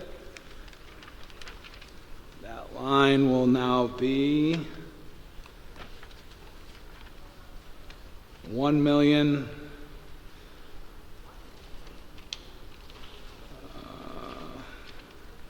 I'm sorry, hold on a second here.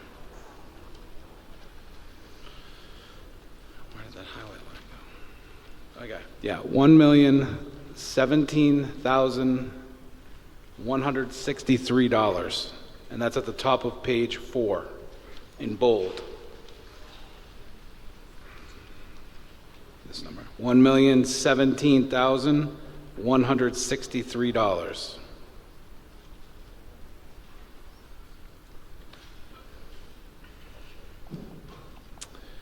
You have no changes to cemetery, no changes to water.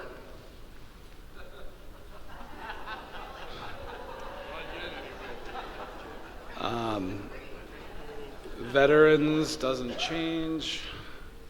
The last line to change will be total culture and recreation.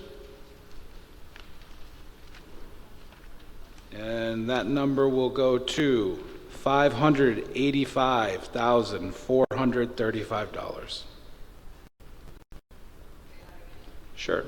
$585,435.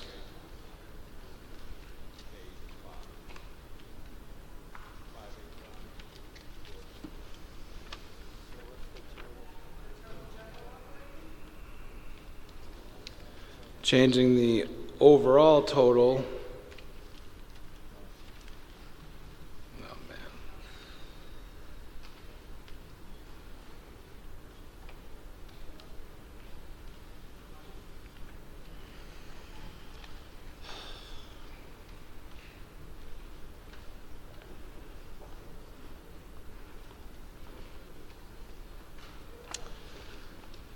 This doesn't make any sense. Of course it does. I don't know if it's this budget sheet or what, but $30,754,603. So does that include what we voted on for line 69? Was it line 69 that we changed before to 7.5? Because you said no changes to school. Okay, so the school doesn't change on here.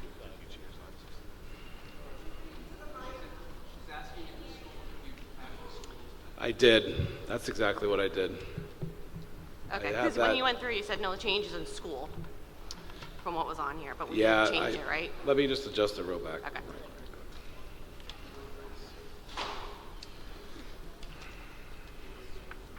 I'm gonna stroke out, that's right.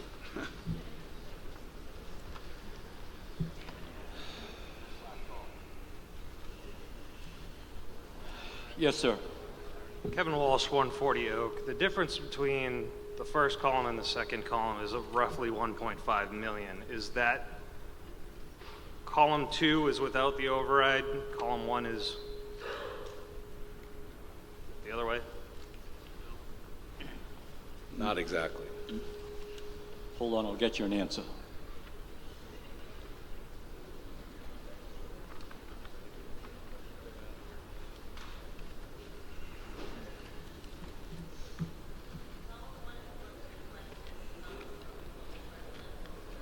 Right. The question is, I want clarified the difference between the two columns exactly.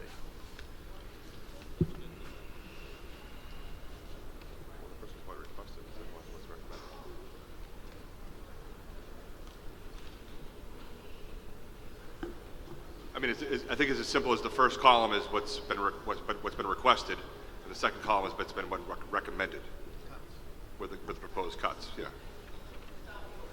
Without the override, correct? Right. Right. So without the override, we would be looking at column 2. Correct. Yes, after the changes from Article 1, cost of living increase, yes. Thank you.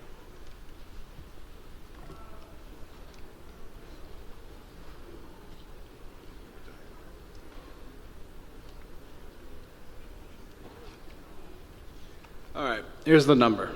$30,966,316. $30,966,316.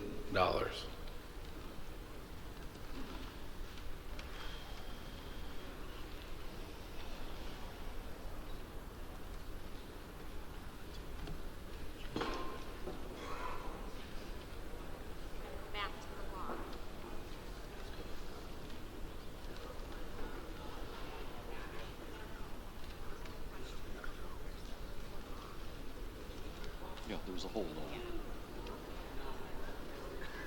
Right, but I want to get through the other ones first.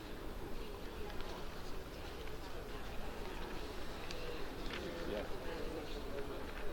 I can do that. Mr. Diaz, you want to, you had a hold on line number 6. You want to,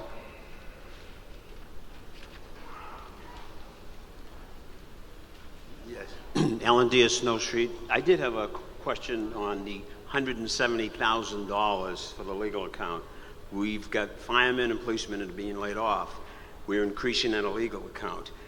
I did a public records request to find out what they spent the $165,000 on last year, which they want me to pay for. Now, this is our money that the selectmen are spending, and I don't think they should have to pay to find out where our legal is, where our legal has gone up so much. I'll withdraw my hold. Thank you. all right, thank you, sir. What's that? Oh, yeah. So then, after withdrawing the hold, need to take a vote on line 6, the law account for $170,000. All those in favor, raise your green card. All those opposed, raise your red. Passes. Okay, we ended at 30, right? Correct? All right, we're going to go lines 31 through 44 on page 2.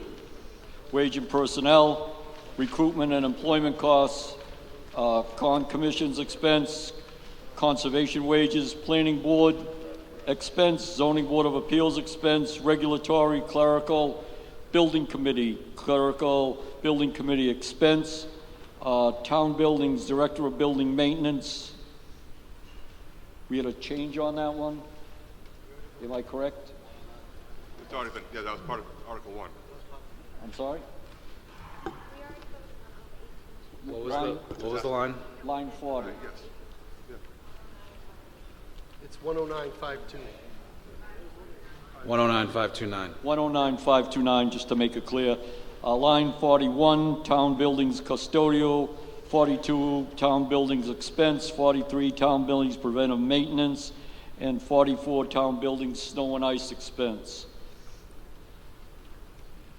I hear no hold on any of those. All those in favor of lines 30 through 44, raise your green card.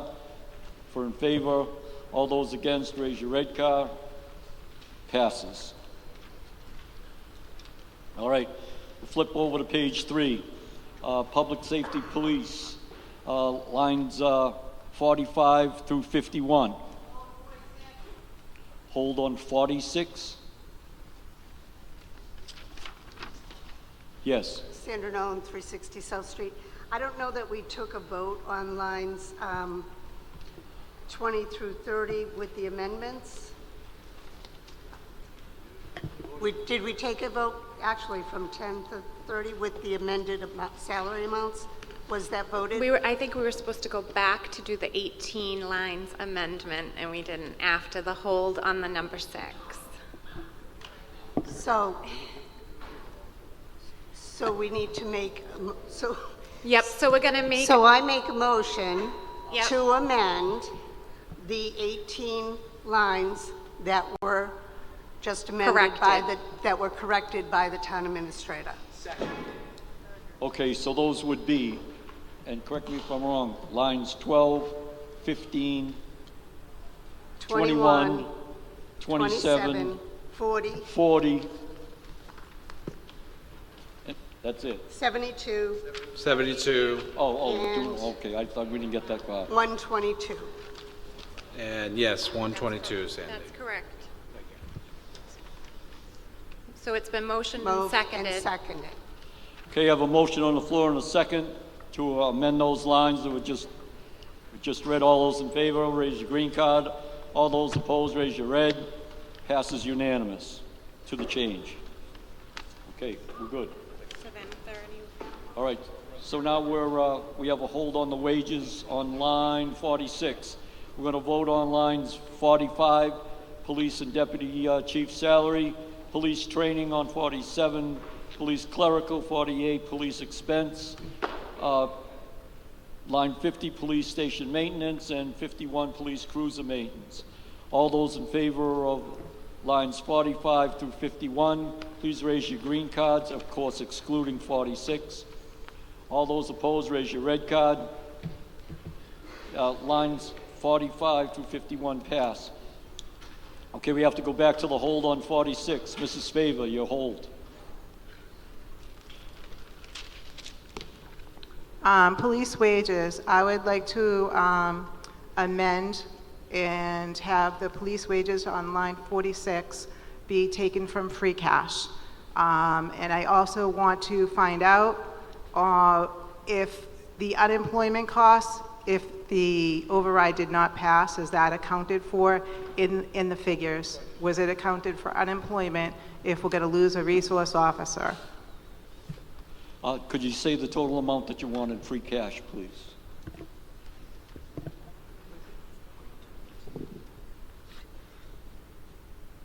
$150,021 from free cash. That way we do not have, we don't lose a resource officer and police stays the same and no one has to worry if the override doesn't pass.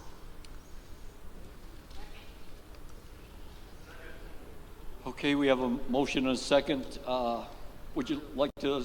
Yes, please. I'd like to, it's Sandy Nolan, 360 South Street. I'd like to just say that I don't believe that we should be spending free cash on operational budgets. Free cash is a one-time revenue.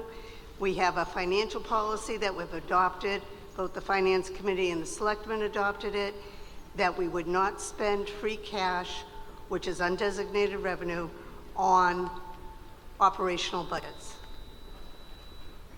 Thank you.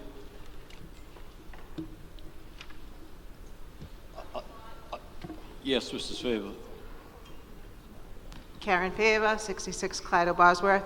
We spent the money last year, and the citizens should make a decision and be safe with having our police without having to worry about the 1.5 passing, because it fails, and we lose the police. So that's why the motion's being made. Thank you. I'd like to get the Finance Committee's recommendations. The Finance Committee does not recommend utilizing free cash for operational items, as free cash is a one-time revenue. Capital decisions will determine our future operating stresses, and operational discipline will determine our capital capacity. Okay, thank you, sir.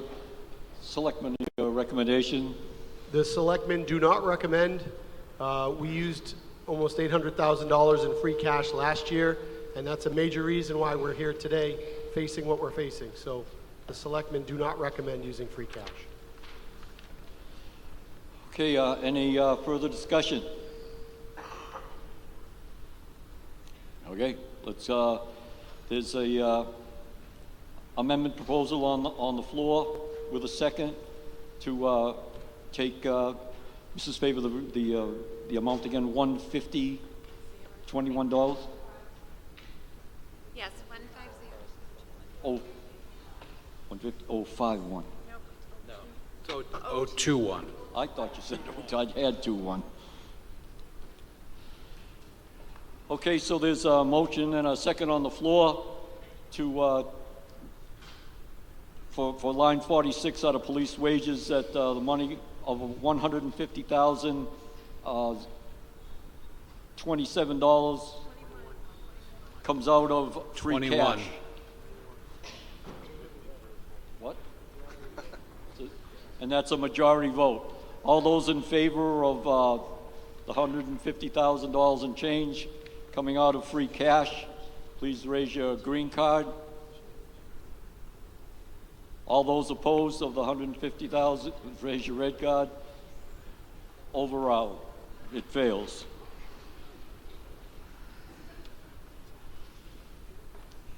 All right, so we have to vote on line 46 as presented. Line 46, police wages. All those in favor, please raise your green card. All those opposed, please raise your red. Passes. Let's go to police safety. We're on page 3. Police, public safety, fire, lines 52 through 60. Fire chief salary, fire clerical, fire wages, fire training, fire expense, fire station maintenance, fire vehicle equipment maintenance, fire medical supplies, and ambulance building on line 60. I'm sorry? Yes, sir. Line 54 is a question on wages. Yes, so if we make this cut of $140,000 from the wages, did we adjust the local receipts to lower the ambulance revenue? We didn't, I'll but try we're to find aware. that out. Yes, sir. Sorry, Mr. Moderator. I didn't. I am aware of the potential impact, and Chief is here, and he could probably speak to the direct impact as far as abatements go, if you'd like more. I don't know what the direct financial impact would have been. If you could, I mean, me and the Chief spoke about it, but. So the question is, if you cut the second ambulance by doing this, what portion of revenue from local receipts under the total of approximately $700,000 are we losing out? And if you spent the $140,000 on this line for free cash, would you receive that 140 from the ambulance runs? Would it equal out? And is this a good use of free cash to equal out the revenue and provide public safety? It's a good question. I'll ask Chief to speak to that.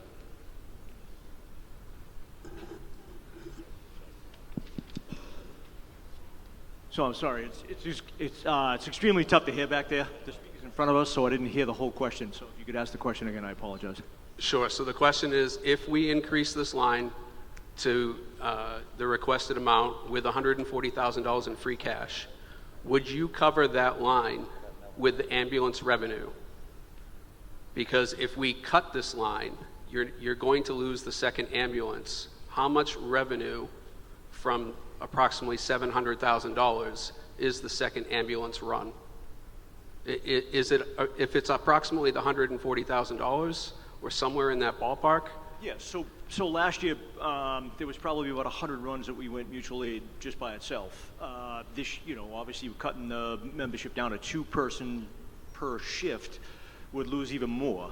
So billable, what we lost was about $240,000 in revenue for those rough 100 runs. Now, that being said, each way we bill, whether it's ALS or BLS, is totally different, and whether it's Medicare, Medicaid, we get different pricings on there. So to answer your question, I could give you a rough idea that yes, would probably cover that, but depending on what the run was and everything else.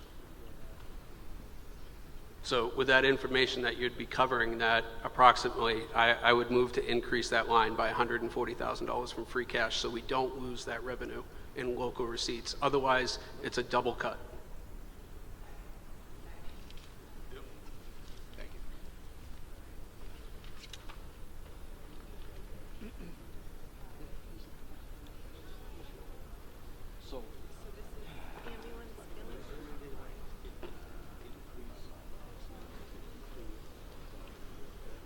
To make it even with the proposed 13226. What are we doing?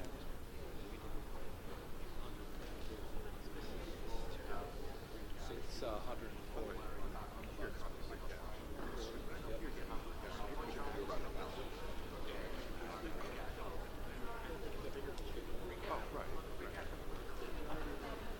All right, the modification, amendment on line 54 on the wages of $140,000 coming from free cash.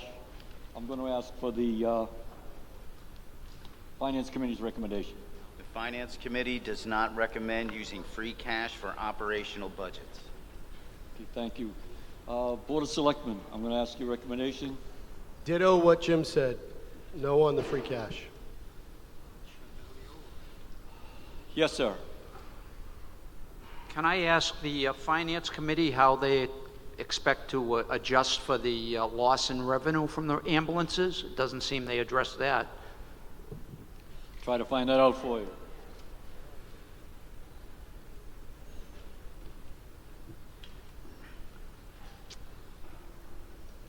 So we have not done a revenue assessment on the ambulance runs, as there's a difference between private insurance and Medicare, and how much the second ambulance is accruing at this point. So we don't have that data, so we can't answer your question with clarity. Maybe you shouldn't make a recommendation then.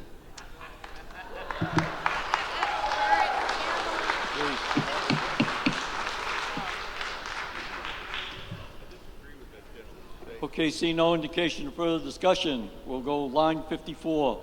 The amendment would read, correct me if I get this right, $140,000 from free cash to be added to line 54, fire wages.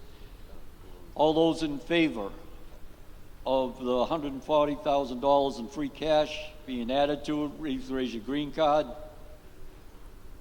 Again, this is a majority vote. All those opposed, please raise your red card. Fails. Okay, so we need to vote on line 54. Again, I'm on page 3 for fire wages. All those in favor of the line item, please raise your green card. All those opposed, please raise your red card. Passes. Public safety, lines 61 through 67.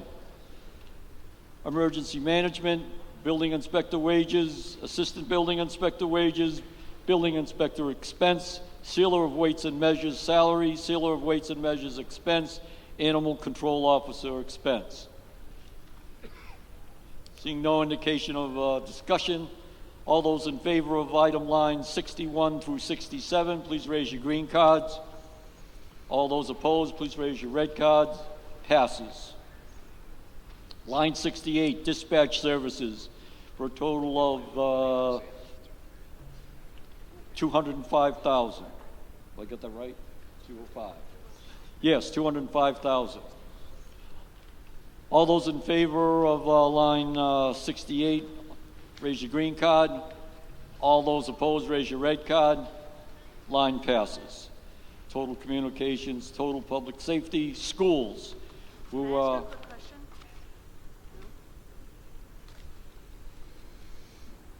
we already vote on 69 and 70, or do we have to, and what about the totals on that?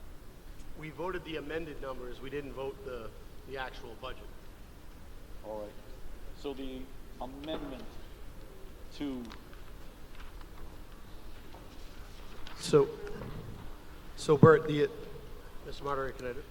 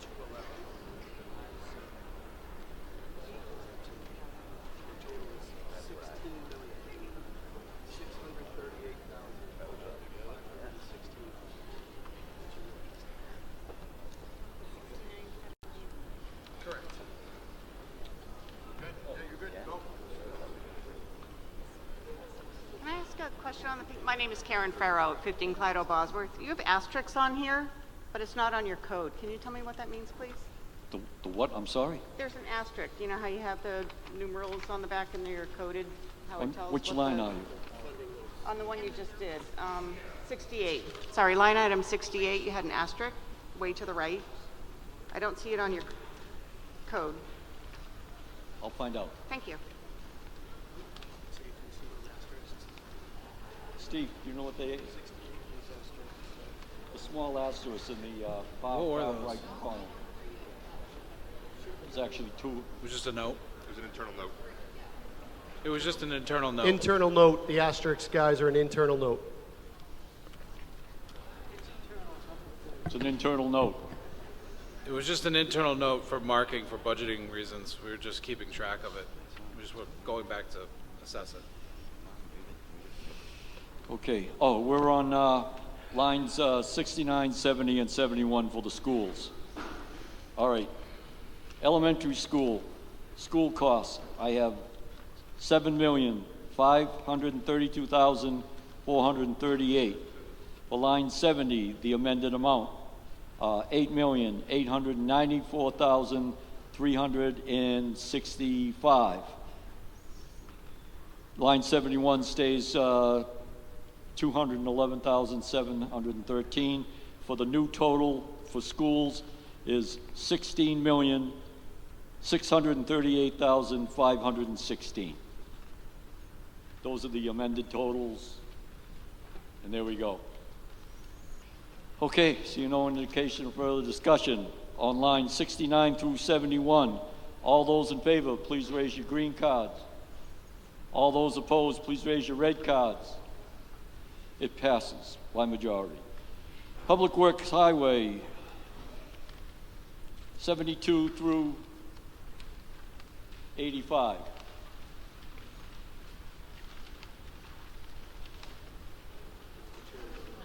We had that one change on 72, which is still in column 1 on page 3.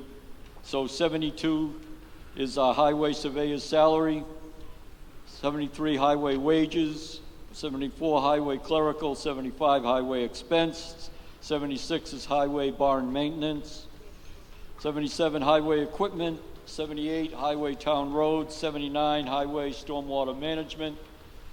Flip over to page 4. We have 80 for highway snow and ice, 81 for street lights, 82 traffic lights, 83 tree warden salary, 84 tree maintenance, and 85 insect and pet control. And we have a new total there of $1,017,163. Correct. All those in favor of lines 72 through 85, please raise your green cards. Also, all those opposed, please raise your red cards. Passes. All right, Public Works Cemetery, lines 86 through 88. Cemetery superintendent's salary, cemetery wages, and cemetery supplies and equipment for a total of $93,456. All those in favor, please raise your green cards. All those opposed, please raise your red cards. Passes. Public Works, water, lines 89 through 100. Water superintendent's salary, 89 water and wages, 91 water clerical, 92 water supply, 93 water insurance, 94 water retirement, 95 water legal fees, 96 water meters, 97 water, gas and oil, 98 water interest on temporary debt, 99 water vehicle equipment maintenance, and 100 water tower wells maintenance. All those in favor of lines 89 through 100, please raise your green card. All those opposed, please raise your red card. Passes. Moving on to Public Works, solid waste, lines 101 through 106. Recycling office clerical, 102 recycle offering expensive, 103 recycling center wages, 104 recycling center expense, 105 hazardous waste collection, 106 trash collection disposal. All those in favor of lines 101 through 106, please raise your green cards. All those in favor of, all those against lines 101 through 106, raise your red cards. It passes. Health and Human Services, lines 107 through 121. 107, health clerical. 108, health expense. 109, health inspections. 110, health nursing. 111, landfill. 112, inspector of animals. 113, council on aging director's salary. 114, council on aging wages. 15, council on aging expense. 116, Pope's Tavern electricity. 117, veterans agent salary. 118, veterans agent expense. 119, veterans benefits. 120, housing authority. 121, ADA expense. All those in favor of lines 107 through 121, please raise your green card. All those opposed, please raise your red card. Passes. Culture and recreation, lines 120 through to 136. We had a change on line 122. It's staying with column 188,647. And the total at the bottom is 585,435. 5. Lines 122 to 136 on culture and recreation. Library director salary, library wages, library expense, youth and rec wages. 126, youth and rec expense, youth and rec director, park wages, parks expense. 130, cable television. 131, patriotic celebrations, historical commission, historical district commission. 134, holidays in Halifax, Halifax Fireworks Committee, and 136, beautification committee expense.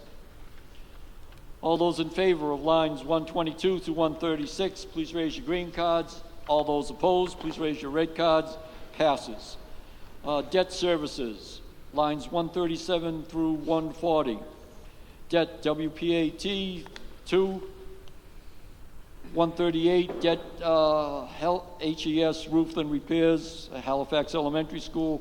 139, debt health elementary school suppression system. And 140, interest on temporary loans. All those in favor of lines 137 through 140, please raise your green card.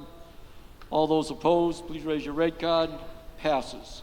Fixed costs, lines 141 through 149. Plymouth County Retirement, group insurance town share, Medicare town share. 144, sick vacation time payouts. 145, insurance. 146, OPEB trust. Heating oil, all buildings. Telephone, gas and oil, all departments. All those in favor of lines 141 through 149, please raise your green cards. All those opposed, please raise your red cards. Passes.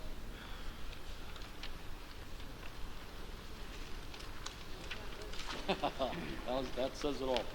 Yes, we're done with the budget. 3B. 3B.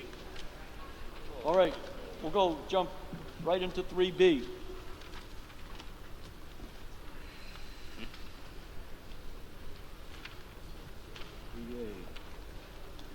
3B. Mr. Walters, you want to speak to this? Thank you, Mr. Moderator. I move that the town vote to authorize the Board of Selectmen to petition the voters to assess an additional $1.5 million in real estate and personal property taxes for the purpose of funding the operating budget, including the restorations of identified in Article 3A for the fiscal year of 2027. Okay, the Board of Selectmen's recommendation, please. The Board of Selectmen recommends, but we haven't set, I just want to make sure we're not setting amounts here, because amounts have changed on the budget allocation section of this. How do we vote on that without a set dollar amount? I think we're just voting right now. I just want to get clarification. We're just voting right now to place the 1.5 override. This vote does not marry any numbers to any sort of budget line item. I want to make sure that we have those squared away before we proceed. So if I'm just voting, and maybe it's a question for town council, if I'm just voting to okay the 1.5 million override and not the line item numbers, then the Board of Selectmen recommends. There needs to be an appropriation. Could you please stop? The select board puts the question on. Right. Without regard to town So we need new numbers. We need new numbers. Yeah. We need numbers to appropriate.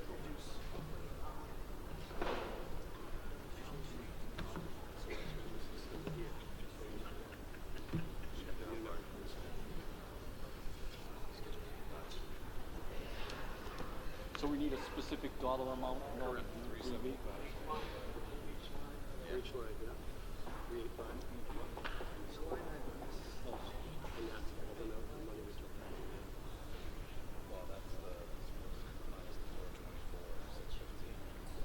And then we have another 200.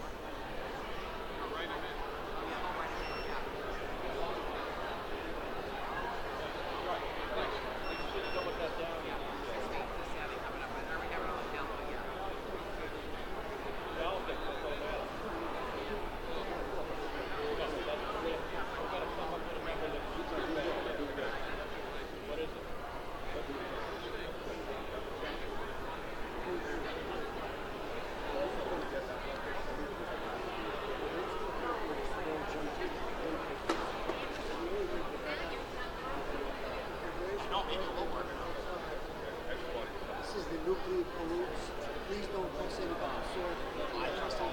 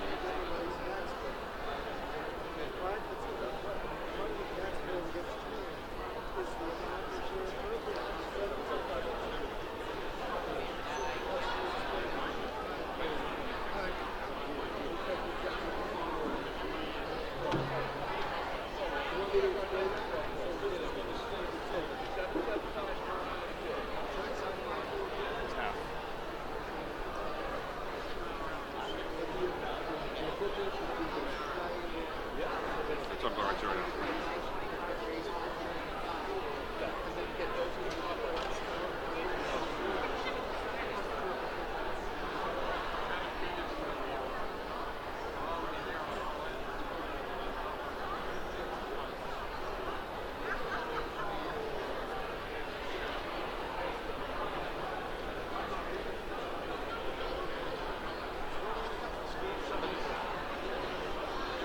And then the reserve fund, we knocked it half.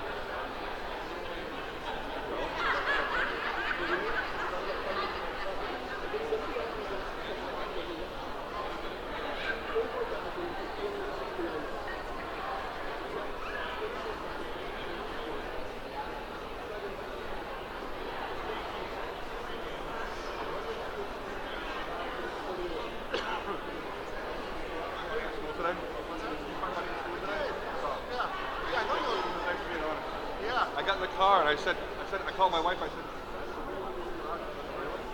it's in my pocket. Yeah, I thought for a minute, I was like, am I on like a prank show? No, thank you. I appreciate it. You're welcome. You know, I've never seen you in a suit. I was like, I think I know that guy.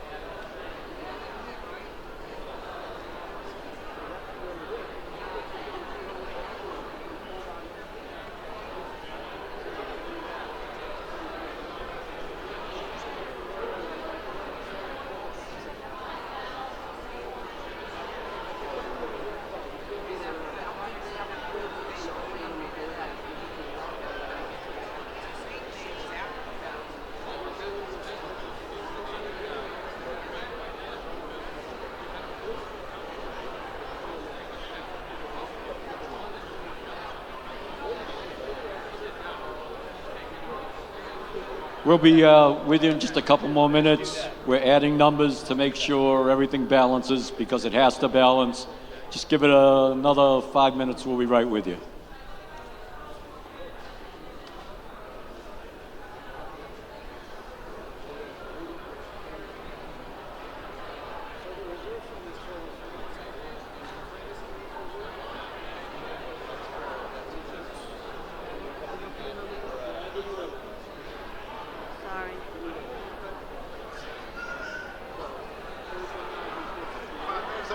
wisely.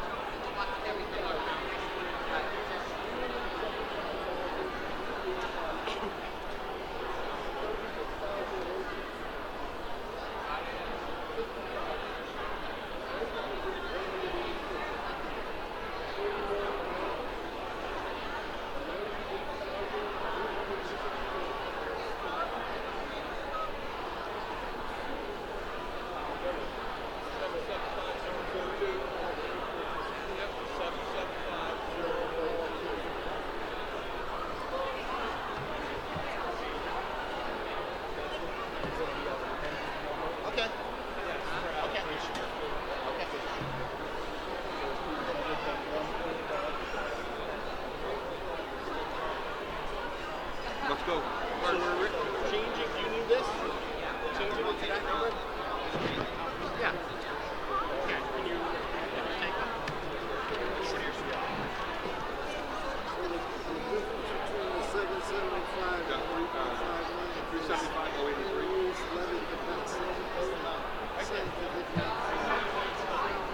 Okay. Right. Here are our numbers. 725. Yep. 40 or 43? Where are we gonna go? 50, 021, 40. The new number for the school, 375, 380. This is the most interesting one yet. No, we're not spending. Yeah?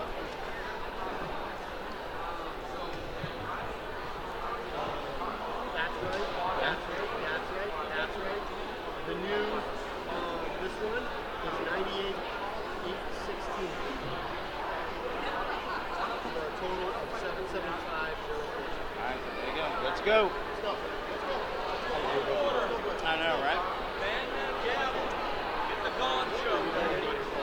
Yeah. He's got it, Jim's got it.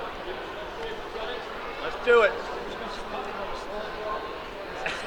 Bring it up, buddy. Get the feet moving. Okay, we're ready. We made our final calculations. We're going to come up with the final numbers that were changed thanks to the amendments and whatnot.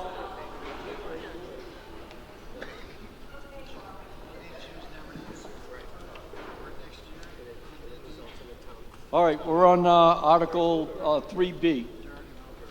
Mr. Walters, from the Finance Committee. Mr. Moderator, thank you.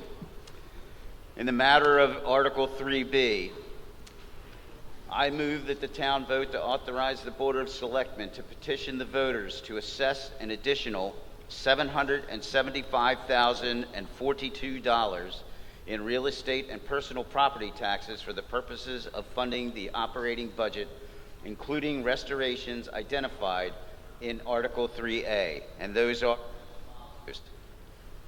as follows. Accounting, 24469.00. IT expense, 700.00. Treasurer collector, clerical, 43000.00. Police department, 50012.00. Fire department, 40000.00. Elementary school costs, 375,385.00. Council on Aging Director Salary, 36165. Council on Aging Wages, 50000.00. Youth and Rec Wages, 9186. OPEB Trust, 41000, and a reserve fund of 98816 for a total of 775,042. Not 1.5 million. Okay, Mr. Walters, would you let me ask the Finance Committee's recommendation? The Finance Committee recommends Article 3B at 775,042. 42 or 43? 42? 42. The Board of Selectmen's recommendation. The Board of Selectmen recommends. Okay, Mr. Walters, would you like to speak to this, please? The override will fund the original budget in 3 to the full amounts that all the departments had requested during the budget review meetings. Can I speak to this really quickly? Yes, sir. So, guys, tonight we found more money, plain and simple. So, in our opinion, it doesn't make sense to have an override for the full $1.5 million. So what you're going to see on the ballot is $1.5 million. The town is only appropriating this new number, this $700,000 number, 775, whatever that number is, right? 042, thank you, Sue. So essentially, the override number for this year has been cut in half, almost in half. And I appreciate everybody that put their heart and soul into figuring out how to make this thing more palatable. I want to be honest with you guys and up front. The town is now allowed, if it does go through, to eventually collect the 1.5. So if next year, if 2028, we say, oh boy, we're up against it again, we can use that extra money and we don't have to go through this process again. But it has to be approved by you guys next year at next year's town meeting. Okay, so you're going to see on the ballot, and please make people understand this. They're going to think the override's for $1.5 million this year. It is not. It is for $775,000, roughly half the number that's been out there right now.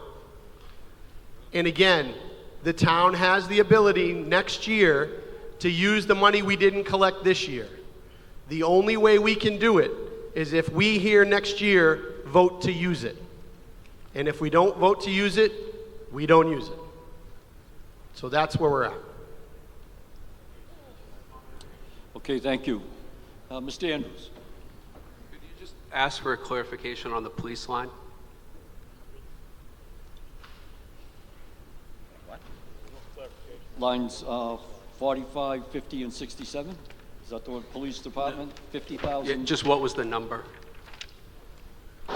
I heard him say Was it 50? I have it Not right here. 150. But basically, you took 100,000 off, Gordon, so it's 50,21. 50,021. We took 100,000 off for police and for fire. We also adjusted the reserved fund and took $100,000 off of that as well. Those were the, in addition to the school, those were the changes from the original number. Mr. Moderator, if I may, what people may be interested in is knowing their financial impact with the 775 versus the actual 1.5. Is anyone interested in knowing that? I have that up on my screen right now. So, I'm sorry. Is anyone interested in knowing what the lowering of the tax impact will be with the 775? So, as you know before, it was $531 annually under the 1.5 million. So an average and the average assessed value for a home in Halifax is $532,178. So keep that in mind when I say this number. Right, on top of the typical 2.5%. So the average tax bill will go up for FY27, $276.73. Divided instead of on top of the 2.5%, but that's in comparison to the 531 that was associated with the 1.5 million. And I do have the chart up here if anyone does have interest in what they would see as a difference. Yes, Gene. Oh, sorry, Ted. Ted Benner, Cranberry Drive, also the Deputy Police Chief. So just for clarification, on lines 45, 50, and 67, we wouldn't have the money allocated back? You're still cutting it by 100,000? No, it would be back.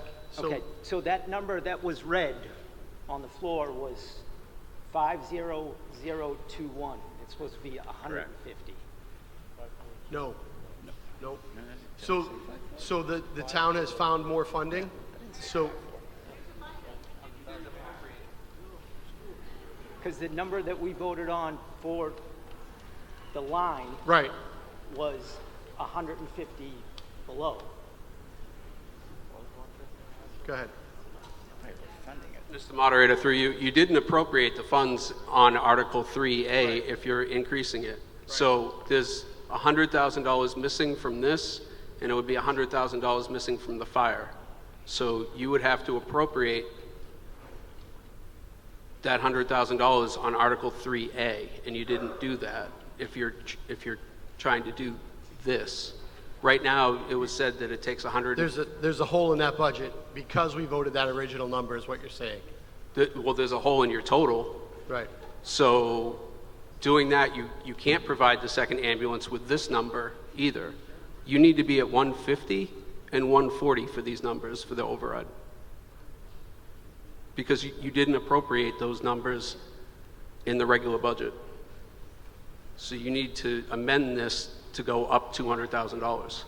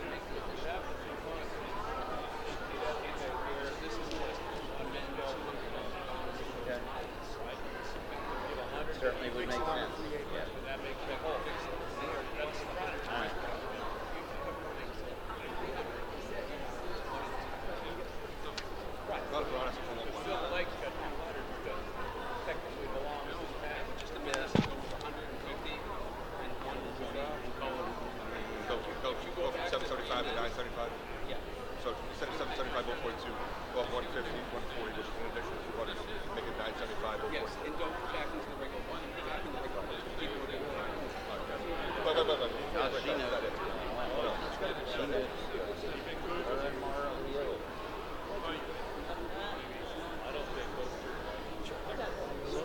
So can I make a recommendation? If override doesn't pass, tell me to go get 40 signatures to do a special town meeting. I'll do it right now. And then we'll just fund the free cash. Those lines, just to fund that stuff. If it doesn't pass, that way we don't have to make cuts. We don't have to. Kidding? Fine. So if you got front, get the tools, get the override pass, you're going to come up with $200,000 approximately free cash just to pay the I know there's 93 in there, but when you do the math, just do that. 975. What's the new number? 975. 975. We'll put the hundreds back on the police and fire. And, yes, 100 away. It's debt exclusion. Right.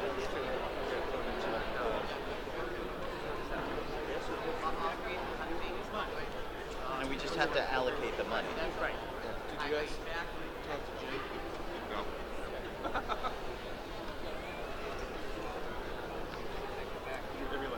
Right. So we're going to go to the 975 because we've already gone to 3A budget. So we're adding to the one. It's going to be So we're doing this all over again. Go back to the website. Do that on 975. Do I have to read all the numbers again? Yeah. Hey, just so you know. Really? Yeah. And then that bumps I'm pissed. the total up to the 975. I'm pissed. All right. Let's go. Okay, we got this straightened out.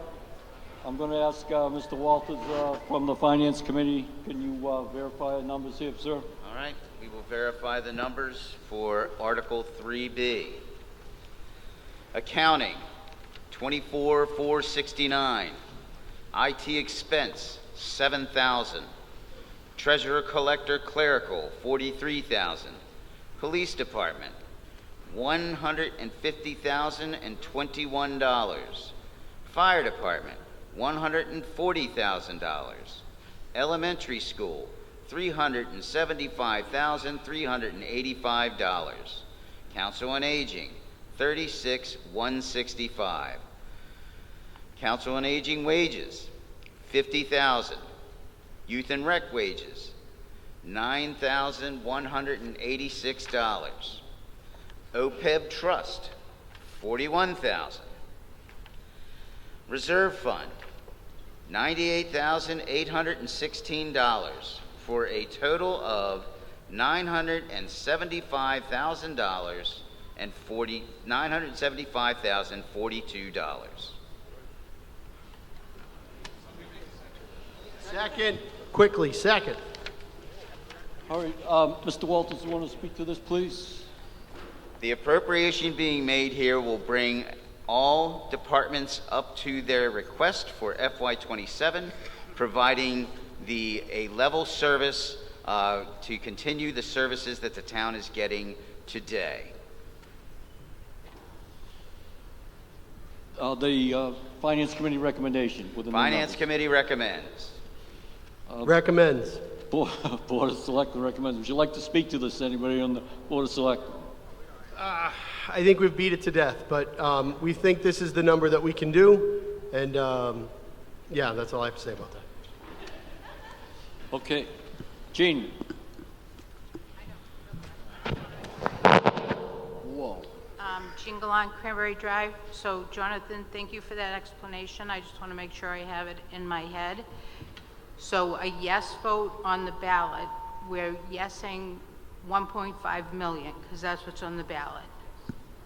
Well, eventually, yes, but Yes, okay. So total yes. Yes. But But we're only going to spend that 700. it is now 900. 975. 975, okay. Correct. So, but then you said we can come back, even though we're saying yes to that 1.5, we have to Correct. come back next year? Correct. If you want to spend that whole 1.5? Right.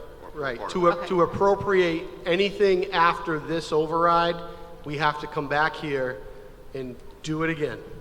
Okay. And the voters decide. You all decide Right, again. yes, Right. okay. But like, so we say yes to 1.5, but then, like, there's nothing that says you guys are just gonna, like, that's where, I think that's Sure. where I'm getting stuck. You're only gonna be taxed on the 975 this year. You're not gonna be taxed on the full 1.5. But how do we know that? Like, there's nothing really that Because says that. it has to be appropriated, right? Okay. So that's it's a two-step process. We're raising it, and we also have to appropriate and say what we're using that money for. Okay, So that's the only way that gets spent. okay, thank you. Yes, sir. You haven't spoken all night.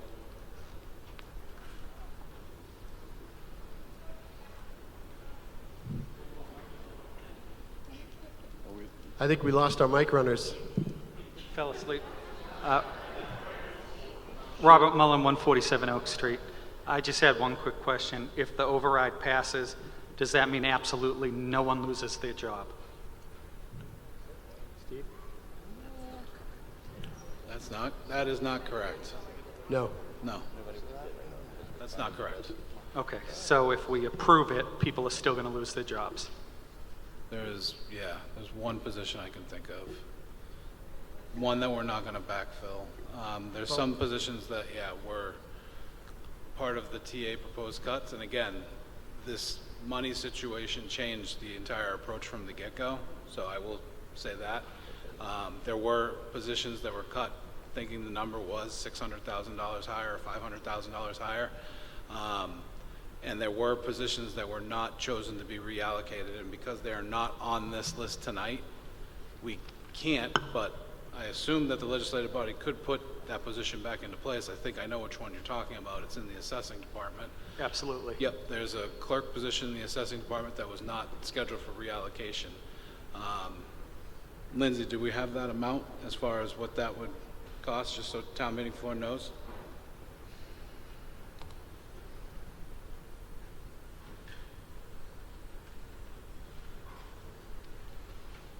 I know it's a relatively, it's a part-time position, clerk position in that office, but it does help out with specifically window opportunities. And if we are restoring services with an override back to full capacity and full services, then we're going to have windows open. So that would be a position that we would like to see filled back in.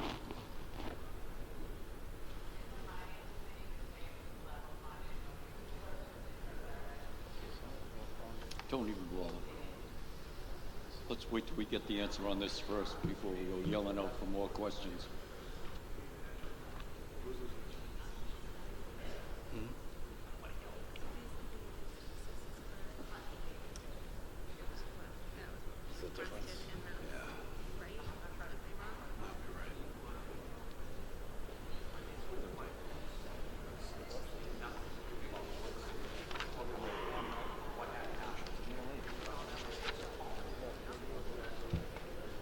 That's what they wanted on that value.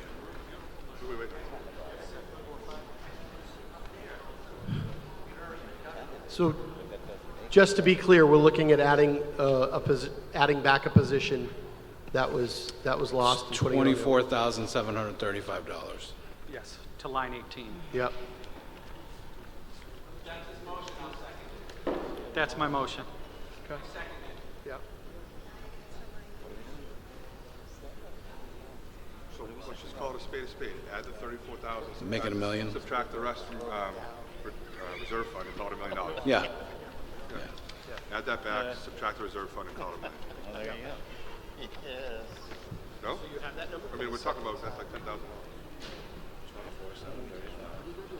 Well, they want to add the census bid.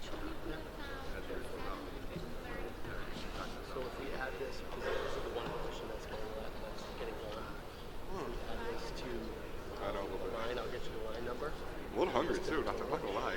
Add this to the I had a sandwich. Where's the actual number? It's 20. It's 042 plus 24,735. We were 9. For a total of 777,999. We'll add. That's what John. What are we doing here? 200. Hold on. We'll add $223 to the reserve fund. Why? To make it an even million. Instead of nine, Why are we doing that? Why are we doing We gave them a number. Okay. We gave them a number. It's on the floor. It's been seconded. It's time to vote. It is time to vote. Yeah. You have a motion in motion. It is time to vote. That's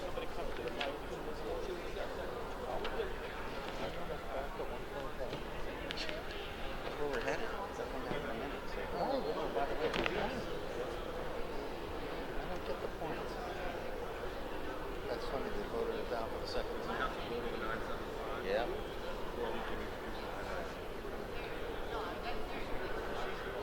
So, right.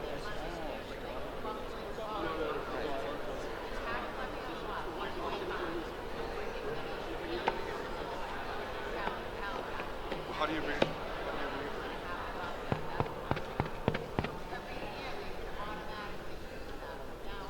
Let's go, Bert. Mr. Moderator, really quick, just to get this going here. So that we have a motion and a second on a proposed number for the override. While that was made, somebody brought up the point of adding one more position onto the override. That is the last position that would be saved. So if we added that to the override, essentially nobody would be losing their jobs if the override goes through. We have to vote on that motion though first, and it doesn't include that position. So we're voting tonight on the original override number that Jim Walters gave us, that 997 or whatever it was. If we vote that, that's it. If we vote it down, there is an opportunity to redo that number and include that last position of $24,000 to put it on the override. So what we have is we have a motion and a second, which is currently on the floor for the $975,042. So that we have to vote on. Just a point of clarification. Can the person who made the motion for 975,042 withdraw? Yes. And start yes, they over? can. So who made the original motion? Was it Jim? If the Finance Committee Chair would withdraw the motion, we could then re-amend the motion to include the 24 and change. If you withdraw your motion for the 975,042, we can include the new number to include the... Mr. Moderator, I withdraw the motion for 3A for 975,042. Motion withdrawn. So now make the motion. Okay, what's the new number there, Mr. Seelig? I believe Jim's got my paper. Jim, you got the paper. 999,777. 999,777. I'll make a motion to approve 3B for 999,777. We have a motion and a second for a new total of $999,777. Do we have the recommendation of the selectmen, please? Yes, and just to add to that motion, we would be adding $24,735 to line 18. To line 18, that would be where that money is tied to, which is the assessor's office, which is a part-time worker at the assessor's office. So I recommend. Okay, thank you, sir. Finance Committee recommendation. We're checking that now. Okay. No. I'm with you. No. Finance Committee recommends 999,777 and a vote of 5-2. Okay, thank you. Yes, ma'am. Hi, Christina Palmer, Pond Street. I just want to clarify that if we have a yes vote tonight, that this allows the other town members of this community, the other voters who can't be here at 11:15, to have an opportunity to say yes or no to the override. Is that correct? Correct. A yes vote allows the other citizens in our democracy to have a vote, correct? Okay. That's it. That's a great point. We're not voting to approve or disapprove the override tonight. We are voting to put it on the ballot and give it to the people. Yes, Amy. Amy Troop, 10 Hillside Ave. I would really like to know what the cut of our Council on Aging director is. I mean, she's unbelievable. Why is she cut to $36,000 and why isn't that being paid attention to at all? Can we go back up and vote?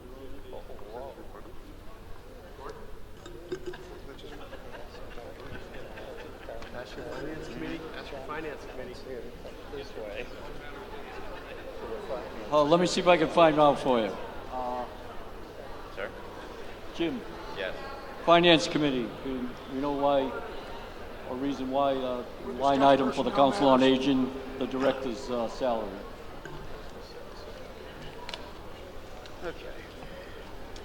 So under Massachusetts general law, the Finance Committee for all towns is obligated to create a budget based on estimated revenues. The revenues that we estimated for this coming fiscal year were short by $1.5 million at the time we made the budget. So we looked at all the departments in conjunction with the town administrator and all department heads, and we made the best judgment we could as to where we could make cuts to produce a balanced budget as we are legally required to create a balanced budget. We cannot run in a deficit, and so we looked at the departments that we believed would be least impacted by the budget shortfall that we had based on current revenues. Okay, thank you, sir. Yes, sir. Craig Snellengus, South Street, Halifax. 2 points. One is long Come a little closer to. One has been a long tradition that we do not discuss personal matters here, and we've approached that. Two, I move the previous question. I move the previous question. We've talked enough. He wants to move the question. Okay, we have to vote on moving the question. Yes, ma'am. It's not debatable. It's not debatable. Paula Hatch, 10 Oak Place. I believe probably most of us understand what we're doing here. The ballot will be 1.5 million on Saturday. However, you're going to assess taxes upwards on us this year of 999,777. You have about 300 people in this room tonight that probably understand that. How are we going to educate the people walking in the door on Saturday about this change? Because it's very material. Okay, we do have a motion to move the question. The question's been moved correctly. Am I right? Yes. You have to vote on it. All right, sorry, there's no debate once it's not debatable when the question's been moved. You have to vote. Raise your point of order. Why can't we have a sticker made if the ballots are already printed? Why can't we have a sticker made for the correct amount? And then everyone knows what they're voting for, and there's no question. Why is that? Why do we have to have the 1.5? Because people need to know. Okay, thank you. All right, what we have now is we're voting on Article 3B. The new number, final number is... No, Bert, hold on. Mr. Monroy. You have to ask them if they'd like to move the question. That needs to be dealt with, first and foremost. You need to address the point of moving the question. So... I thought they moved the question. Right, you have to vote. They made a motion to move it. We're going to vote on moving the question. The motion has been made. Do I have a second? Second. Okay, the vote is to move the question. All those in favor, please raise your green card. All those opposed, please raise your red card. Passes. Moved. Now we're voting on the... Now we're voting on the article, 3B. The total amount on Article 3B for the override has now been changed to $777 for the appropriation. All those in favor of the Article 3B on the new amount, please raise your green card. All those opposed, please raise your red card. Passes by majority.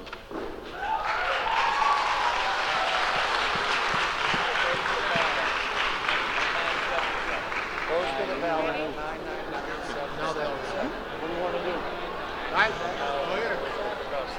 Quarter of 11. We're at 19. She already picked 19. Let's hit it. All right, hold on. We gotta try to get through the other articles. We're gonna move to the lottery system. Mrs. Wallace.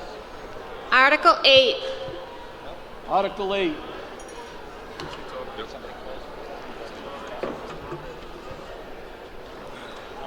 Article 8 is being proposed by Selectman Mr. Pratt. Yes, Mr. Moderator. Would you like... I move that the town vote to approve Article 8 as posted in the warrant. This article proposes changing the position of highway surveyor, known in Halifax as the Highway Department Superintendent, from an elected office to an appointed position in accordance with Massachusetts General Laws, Chapter 41, Section 1B. If approved at town meeting and subsequently by the voters at a town election, the position would be filled by the appointment of the Board of Selectmen rather than by an election. The current officeholder would continue to serve throughout the expiration of their elected term through May of 2029 or until the position becomes vacant, at which time the Board of Selectmen would appoint a successor. The purpose of this change is to align the role with modern public works management practices, allow for a broader and more competitive recruitment process, and ensure the town can appoint an individual Okay, thank you, sir. with the appropriate technical, operational, and administrative qualifications to oversee infrastructure, roadway maintenance, and public works. A yes vote at town meeting supports placing this change before the voters. Final approval would be required on a separate ballot vote to follow this Saturday if approved tonight. Okay, thank you, sir. If I get the Board of Selectmen's recommendation on Article 8. Board of Selectmen recommends. The Finance Committee recommendation on Article 8. As there is no financial impact, the Finance Committee is neutral. Okay, seeing, yes, sir. If you'd like to come up and speak, your name and address, please. Steve Hayward, Highway Surveyor at 25 Furnace Street. I'm against this. I'm elected, and it is going to be more money to the town. Right now, my pay is $84,000, and I get $12,000 stipend for cemetery. I don't get paid for recycle supervisor. I don't get paid for tree warden. I don't get paid for stormwater team member. If this does pass and they get to say who's going to be the boss, you might have to, this is the statewide average. Cemetery superintendent, $40,000 to $77,000. Highway superintendent, $88,000 to $109,000. Recycle supervisor, $56,000. Tree warden, $15,000 to $77,000. And the stormwater team member is basically around $43,000. So it does affect the town because who's going to come here and do all this work for $84,000? I do it. I live in this town. I love this town. And I don't mind not making that much money. I'd love to make more money, but I know the money's not there, so I don't go for it. You're not going to get that if you get somebody else that they get to a point. That's Okay, it. thank you, sir. Yes, Summer. Summer Gallagher, 42 Thompson Street. My question is, right now the appointed positions in town have contracts that are negotiated by the Board of Selectmen, is that correct? Okay, so if we take the power away from the people to elect these positions and vote on their salary, are we now handing that power over to 3 members in town? Yeah, I mean, that might be the simplest way to say it, but the thing about it is, and this article, like others that will follow, is not a commentary on the current highway superintendent surveyor's performance. You know, what happens if Steve doesn't want to work here next week? Maybe we have someone to replace him. In 10 years, that current superintendent, maybe we have someone to replace them, but what if we don't? And what if the person who wins the election is an 18-year-old kid just out of high school who says 84,000 sounds pretty good to me? And that's the extent of their qualifications. That could happen. Now, that's never happened. We have a long history, Steve and I believe others in his family actually, who provided great service to the town. And this is not a commentary on him, just as other ones are not a commentary on the current office holder. What this does, it allows for an expanded candidate pool. It streamlines the reporting process, and it organizes the town government in a way that might be streamlined down the line. It is not a commentary on Steve in this instance, or others that will follow. This is simply offering you voters a choice for how you see fit. Mr. Diaz.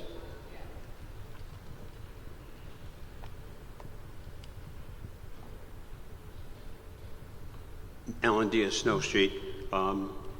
Just so that I get this clear, the selectmen want to take our ability to vote away from us on these particular positions, and they want to, by whatever means, we've had 3-4 town administrators in the last 5 years, so you want to take the Board of Selectmen and a town administrator and appoint a highway surveyor, all right, and take that vote away from us. I'm against that.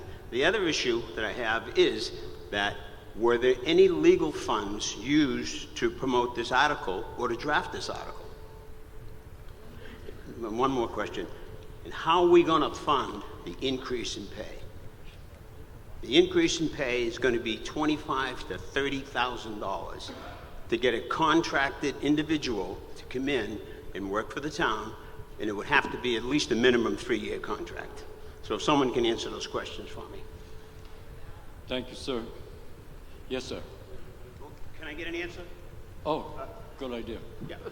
I mean, the proponent of the question can probably answer who's going to fund it.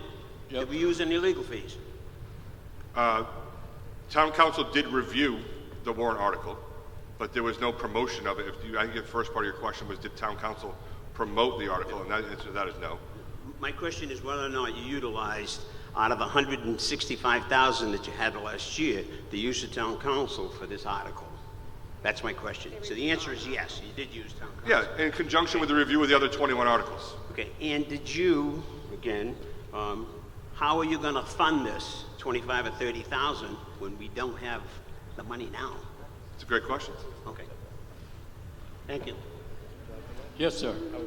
Jeff Bolger, Brandeis Circle. I moved to this town in 1975, and since then I've participated in town committees, and I was the one that recommended the coordination as part of a government reform several years back of the collector and treasurer. From what I've seen, most of these positions that you're now trying to make a point of have historically been elected, and it's worked well. I am a big proponent of, if it isn't broke, let's not try to fix it, because usually the fix doesn't work. And secondly, my experience, especially with the highway surveyor, is both the current and past ones, they're responsive to the voters. When I had a problem on my street, they came down, took care of it, did a great job. And, you know, if they're answering to the selectmen instead of to me, I don't think I'm going to get that same response. Just to address that, Mr. Bulger, so 2 things. One thing I should have mentioned before is the amount of education and technicality that goes into this, the courses that they have to take has increased, the learning curve has increased, the amount of education has increased. That requirement, I think Steve would tell you, has increased. Not anyone can just walk in and know what they're doing, number one. And number two, in terms of the accountability and who reports to who and how the work is done, again, not a comment on Steve, but here's the thing. If the highway superintendent or the highway surveyor or the water commissioners or whoever is having an issue with a resident, I hate to say it like this because I don't mean to be callous and come off and standoffish, but then emailing the Board of Selectmen or others in town complaining about that highway surveyor or that water commissioner or that town clerk or anybody else who doesn't report to the Board of Selectmen, basically you're telling, should that fall on deaf ears or should we still listen to that since we have no purview? Yes, sir. Hi, Van Donnelly, 201 Cranberry Drive. First of all, I'm a big believer in freedom here in an election process, and the most we give to appoint people, you gotta understand, we listened to the whole night of everybody fumbling around here trying to figure out the numbers and everything else, and you're asking us to let you appoint this person. It doesn't give me a lot of confidence right now. So my issue to this is we all saw it in action. So we gotta keep it with the voters. Now, that doesn't mean you can't have a candidates night with a job description on it on TV and show the townspeople, these are the people going for those roles before you vote on them. All right, and have something like that so we all look, and we don't want a candy salesman running the water department. All right, so, but you can do that. All right, but it's gotta remain with the voters because you haven't shown the ability that I've seen tonight sitting here to let us give you the power to appoint someone. Thank you. Okay. Mr. Moderator, really quick, Mr. Moderator. Just one of the things that were being considered when we were looking at, and I don't want to speak for Tom, because the Government Study Committee put, about a year and a half, about 18 months into this project. One of the things that they were looking at is a lot of communities are going to appoint it now because the candidate doesn't have to live in Halifax. So we're a small community of 7,500 people. I'd say I don't know our numbers, but we're around 2,000, of the retirement age, 1,000 kids. So we have a much smaller pool that we can pull from. So if we appoint these folks, we can accept resumes, we can pull from people far and wide, not just from Halifax, that might have more qualifications. Again, I'm just putting that out there for the people to hear. Yes, Mrs. Favor. Oh, I'll get to you right next. Karen Fava, 66 Clyde Bosworth. I know that the selectmen are stating that in the government committee that they can do resumes, and that, well, the people that want the positions and want to be elected can do that themselves. They can say why they're qualified or why they're not, and then we as the town people can say whether we feel who the best is for that position. So it doesn't need to be appointed. Thank you. Yes, ma'am.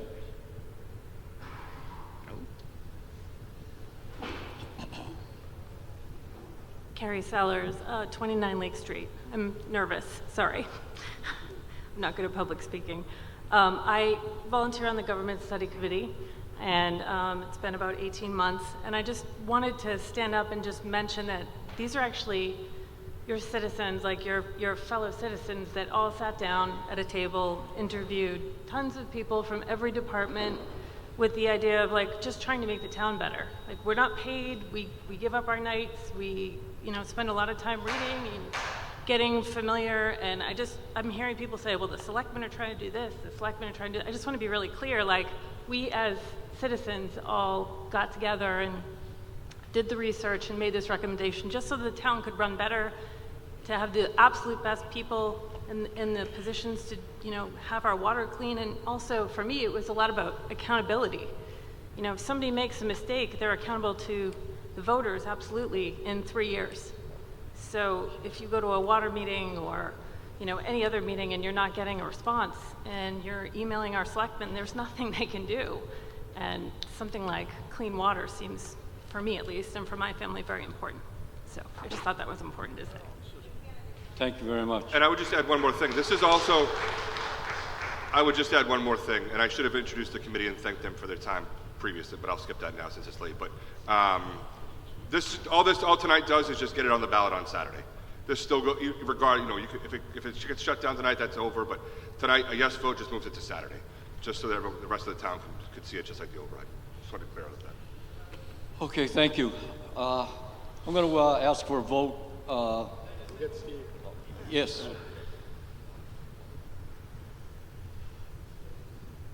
I do appreciate what you guys do with the government study, but I don't think this is one that should be voted on like that. And people are talking about who's going to get elected next. I have 5 people that I try to hire from Halifax. So they've been in town for a long time. 1 or 2 of them will run, maybe 3. So we have still Halifax people that want to run for the position. And then the other thing was, sorry. Go to another town that has an appointed position. I'm not going to say the towns, but you go to any town that has an appointed position and they're not too happy because they have to do stuff that somebody else is telling them. They don't know what is supposed to be done. That person that is the highway surveyor knows what needs to be done. And they're being told, well, we don't want you to do that. We want this done. Look at, sorry. That's all I have to say. Okay, thank you. Mr. Moderator, David Mascio, 16 10th Ave. So I work pretty closely with the Highway Department, repairs and whatnot, just by my line of work. A suggestion in the government study, and I didn't go to it, sorry, good job. What Steve kind of, I think, was putting out there is from within. If we have someone that's coming up behind these guys, get them the training that they need as a Halifax resident to keep it into Halifax. We have great guys that work there. There is one guy that's he's not a Halifax resident. He's from Pembroke, but you know, if we're training from within in that position, or to get to that position, like assistant, you know, you ghost call it or whatever you want to do. If they're training from within, they can achieve that moving up into that position. So I understand what Steve said. Sorry. Thank you. Okay, seeing no indication of further discussion, we'll vote on Article 8. All those in favor of Article 8, please raise your green card. All those against Article 8, please raise your red card. Article 8 fails. Article 19.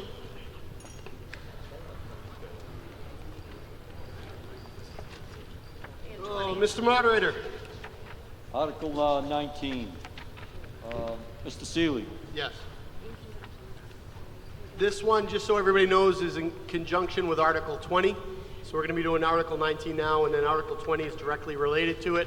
So we're going to go to Article 20 afterwards. But I move that the town vote pursuant to Mass General Laws, Chapter 40, Section 5B, to establish, and I'm adding 2 words here, a special purpose stabilization fund to be known as the PFAS Settlement Stabilization Fund, to be funded from PFAS-related settlement proceedings, proceeds, and to be expended under the direction of the Board of Water Commissioners for PFAS-related costs as set forth in the warrant.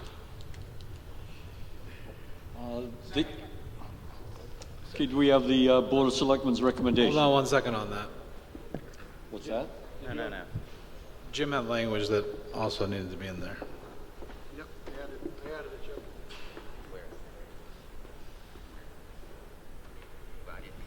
Okay. Mr. Moderator, I'm going to withdraw and add a new one. Article 19, to see if the town will vote pursuant to Mass General Law, Chapter 40, Section 5B, to establish a special purpose stabilization fund to be called the PFAS Settlement Stabilization Fund from multi-district litigation against manufacturers of per- and polyfluoroalkyl substances, otherwise known as PFAS, including but not limited to 3M, DuPont, BASF, and Tyco, to be expended under the direction of the Board of Water Commissioners with the approval of the Board of Selectmen for the purpose of offsetting costs associated with PFAS contamination affecting the town's water sources, including but not limited to the public drinking water supply, including water quality testing, treatment design and installation, remediation efforts, and other capital or operational expenses necessary to ensure compliance with applicable environmental and drinking water standards. Okay, Mr. Seeley, you want to speak to this? Yep, well, I'm just going to give you the Board of Selectmen recommends. You want their recommendation? Yes, good idea. All right. Finance Committee recommendation. Finance Committee recommends. Okay, this article establishes a dedicated stabilization fund to receive and manage any settlement proceeds related to PFAS contamination. The fund will be used to offset costs associated with PFAS impacts on the town's water sources, including water quality testing, treatment system design and installation, remediation efforts, and other related capital or operational expenses necessary to meet environmental and drinking water standards. Creating this fund allows the town to segregate and responsibly manage settlement funds for their intended purpose and provides flexibility to address both immediate and long-term PFAS-related costs. A yes vote establishes this stabilization fund. Mr. Andrews. Just have one question. Where this is a special stabilization fund, there was question in the Finance Committee, does this need an appropriation for town meeting to spend these funds, or can the Board of Water Commissioners spend these funds with the approval of the Board of Selectmen? Does it have to go to town meeting to spend the money? That's the question. No, Just the approval of the Board of Selectmen. So that a town's attorney just said it has to go to town meeting to spend. Okay. So then I would ask you to remove the approval of the Board of Selectmen from that part of, because that was the discussion at the Finance Committee, was they thought the money could be spent by just the Board of Water Commissioners. So I would just take out the part where it says approval of Board of Selectmen. Give me that money.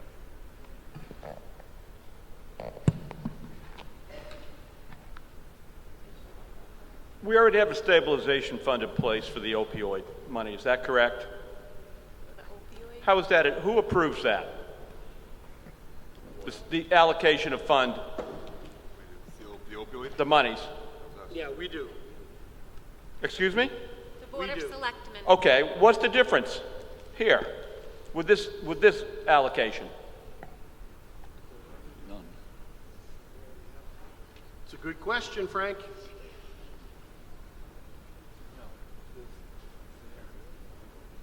We'll check with town council, Frank.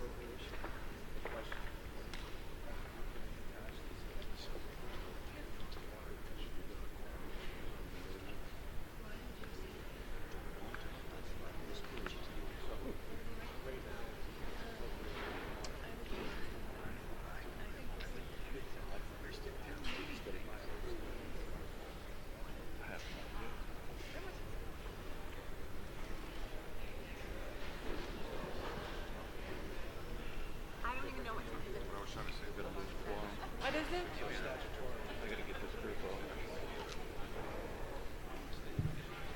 So, just for a point of clarification on the fund type, the opioid fund is different because it's spelled out differently. It does require the direct approval of the select board. This would not. So it'd be better to probably drop the Board of Selectmen from the amendment and just have the water commissioners do it. So what you're saying is the water department has total autonomy to the funds associated with this, is that correct? Could you repeat that, Frank? The water department will have total control of the millions of dollars that are going to be coming in associated with this PFAS settlements. It would still have to come to this body. Who controls the money? The water commissioners would have to put it on the warrant, and then the town would have to approve it. So everything that we need to do, if we need to do monitoring well, increase in funding at the town landfill, which we already have a major issue with PFAS, we've already received a $40,000 increase this year. That has to come through the water department to take it to town meeting to pay that. Based on what my conversation with town council is, yes.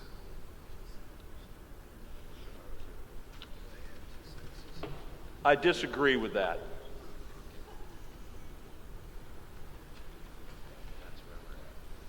Sir. Explain that to me, please. All he's going to do is talk into it.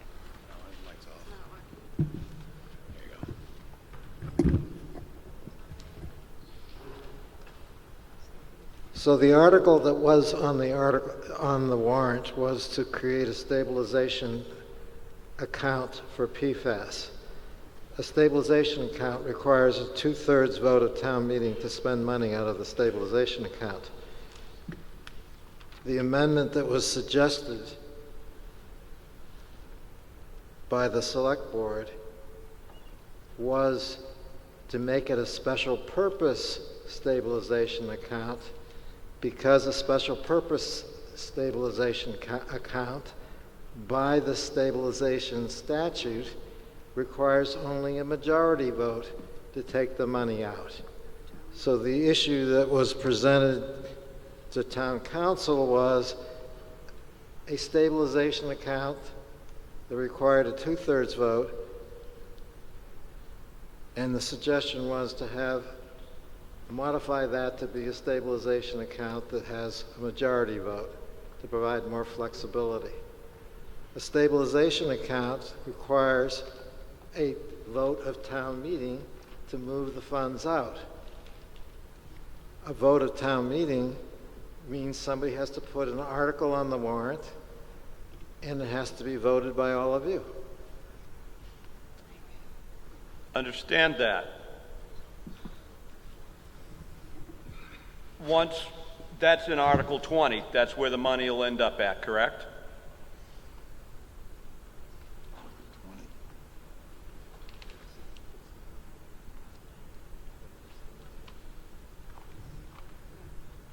Bert, can you clarify the question? You want to know if the money would end up or covered by Article 20? Yes. Article 20 will be being put into the account created by Article 19. Correct. That's the intention.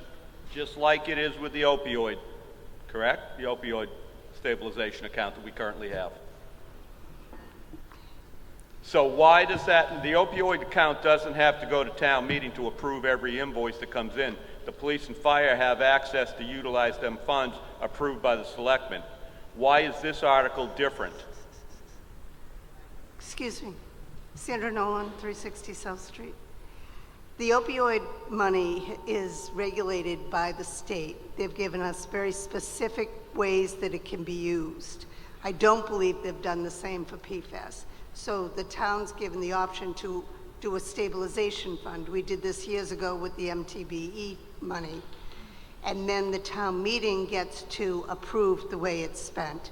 So the water commissioners would put an article on the warrant and town meeting would vote on it.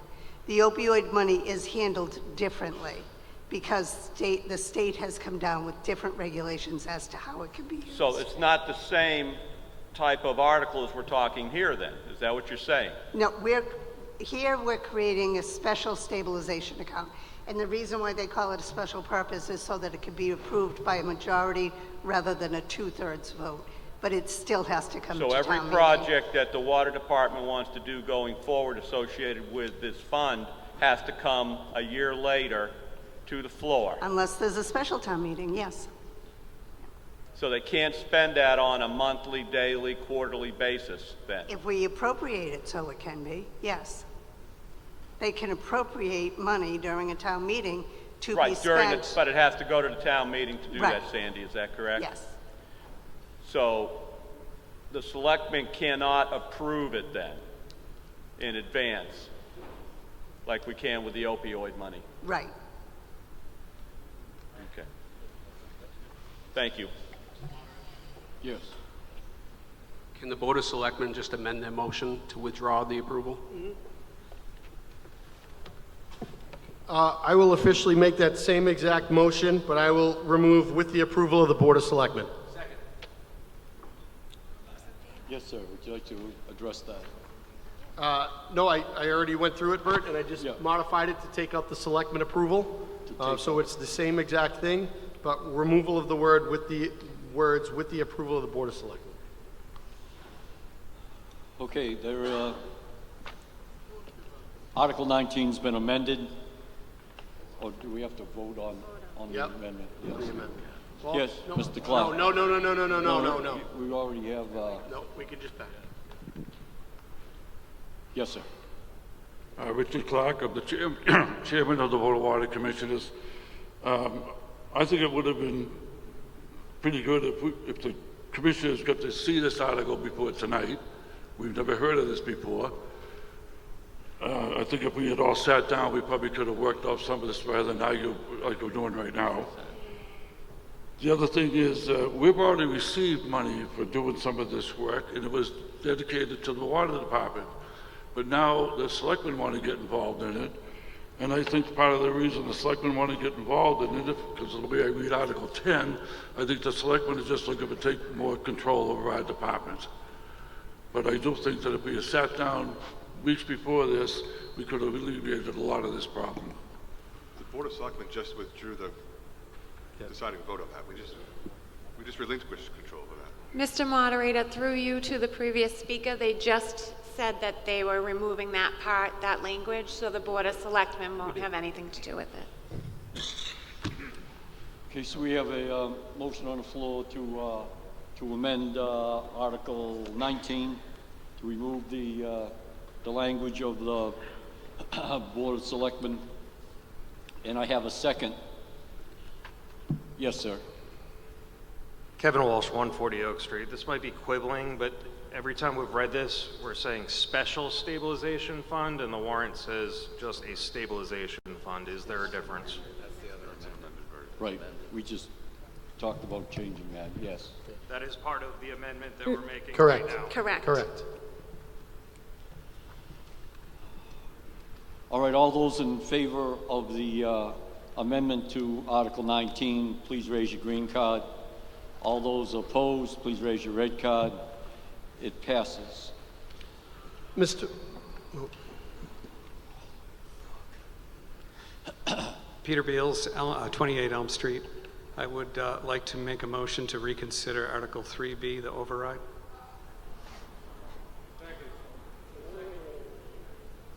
A maneuver was used to remove the discussion, and so I'd like to re-begin.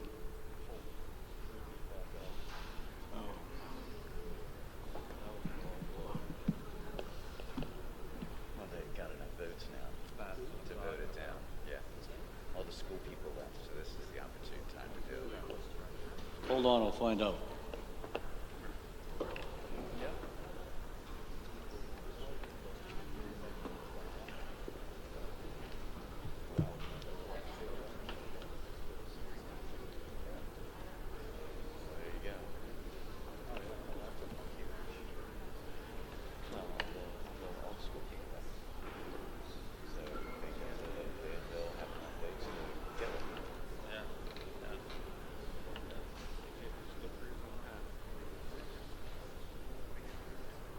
He's pretty happy with himself.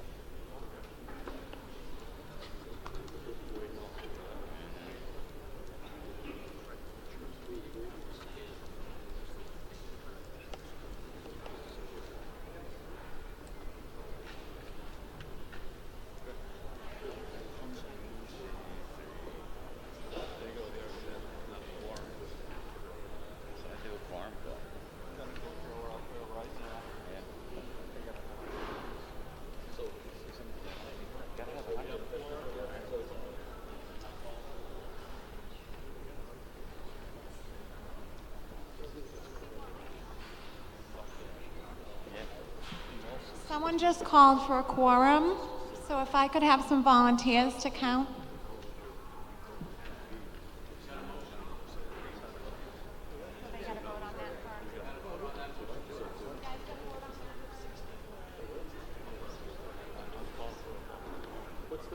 Well, now they're trying to force a vote, so there's a motion.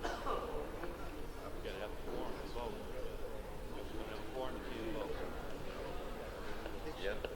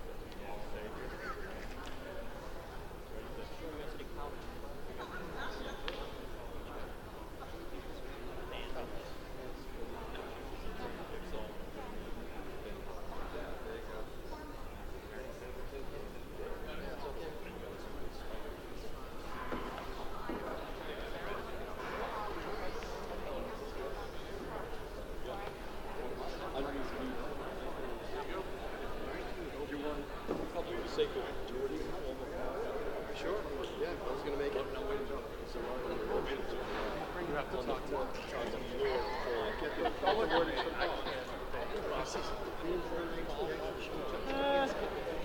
I'm looking at you. I'm looking at you, Cheryl. Looking at you. I make a lot of crumbs. I don't make a lot of cookies. Oh, really?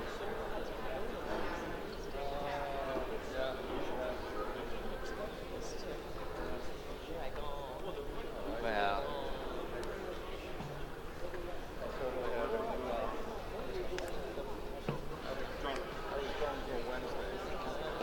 Yeah, that'd have been a stretch, I think. That was my initial thoughts, but yeah. Well, we have the two monsters. Well, not anymore. Not anymore. I think they're going to call for a adjourn. And then everybody comes in tomorrow and you start the meeting. Then there will be another vote.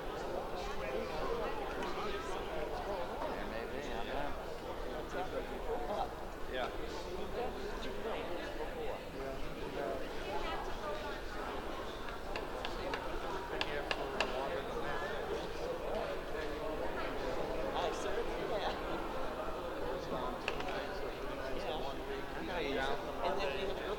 Then the next day, pick up some more. The very first town meeting I ever went to, as the town was starting to more young couples were moving. Meeting was over about 2 o'clock. No way. No lie. It was the fastest I've ever been to. Couldn't go faster.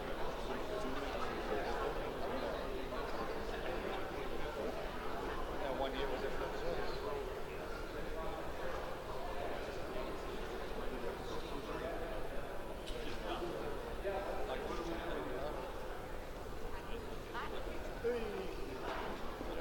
They can't call.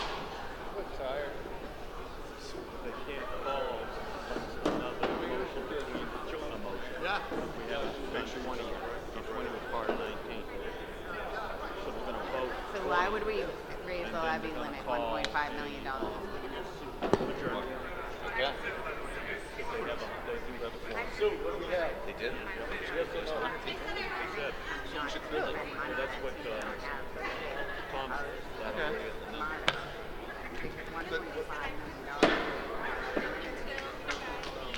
You can enjoy your party there, okay? You're fucking coming up here.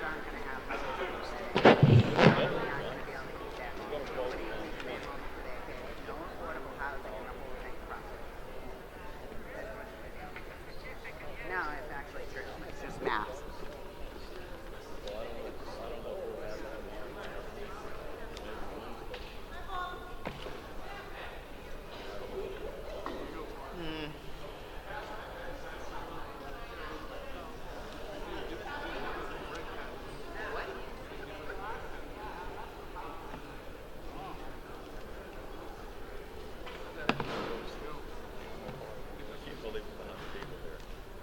I can't believe it either.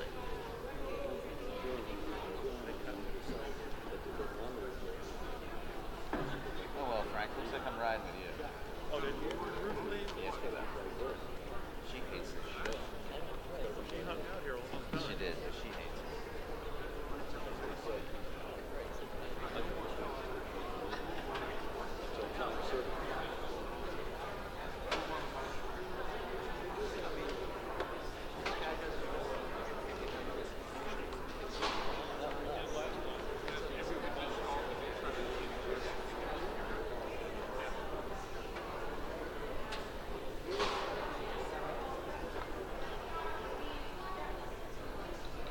What's the resolution?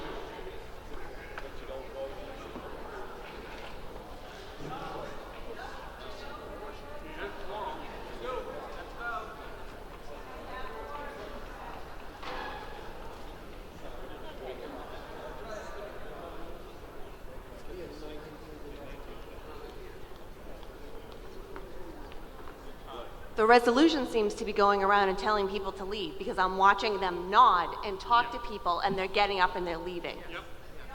It's illegal. Yep. No, we don't.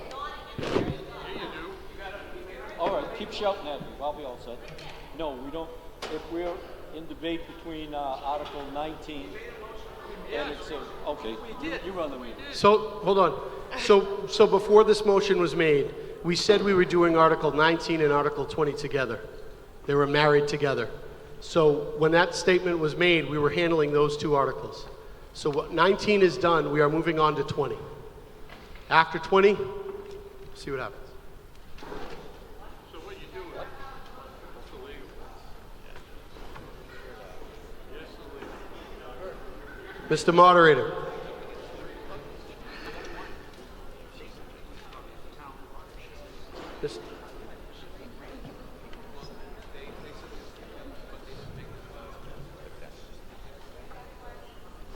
Point of order.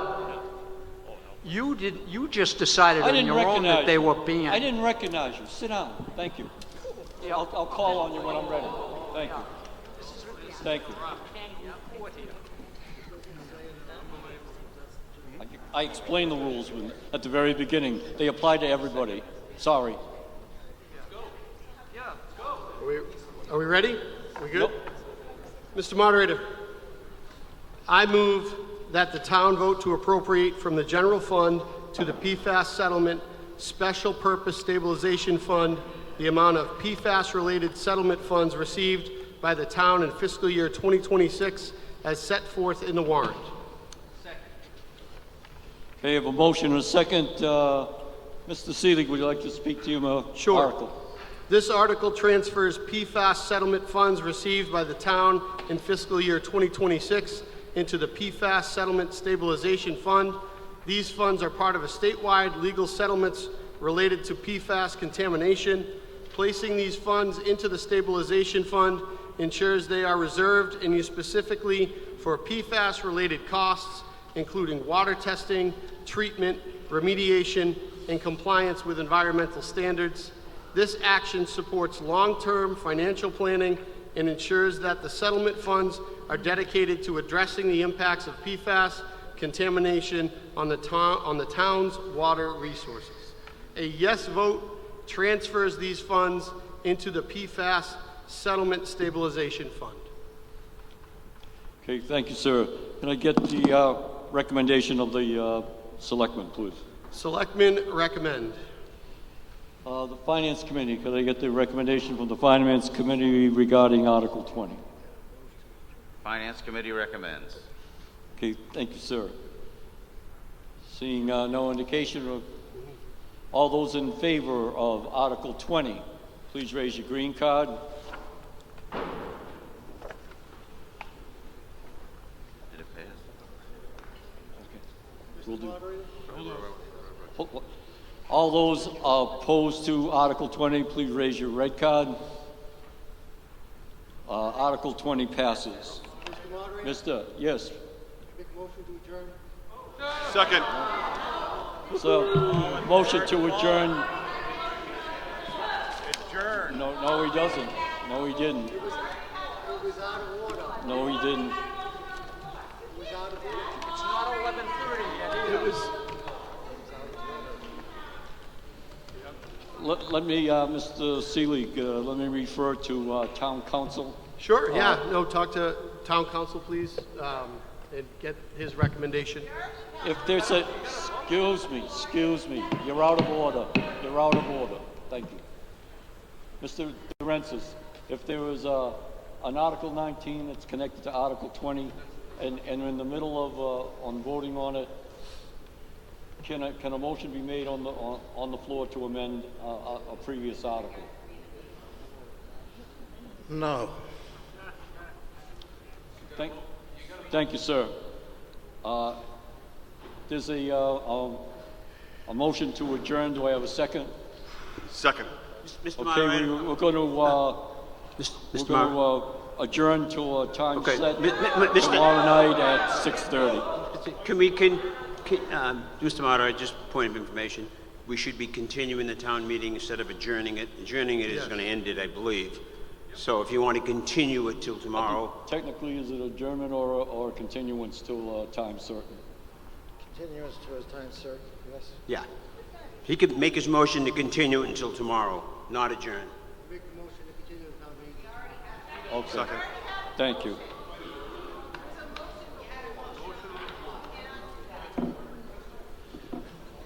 I have a motion to continue to time certain Point of tomorrow night order. at Tuesday at 6:30. Do I have a second? Point of order question? Second. What's your point of order? So, you may have heard, I asked a question earlier. Apparently, it was a little bit technically out of order. Then, as you were well aware, as was everyone up here, I was about to ask it again and did.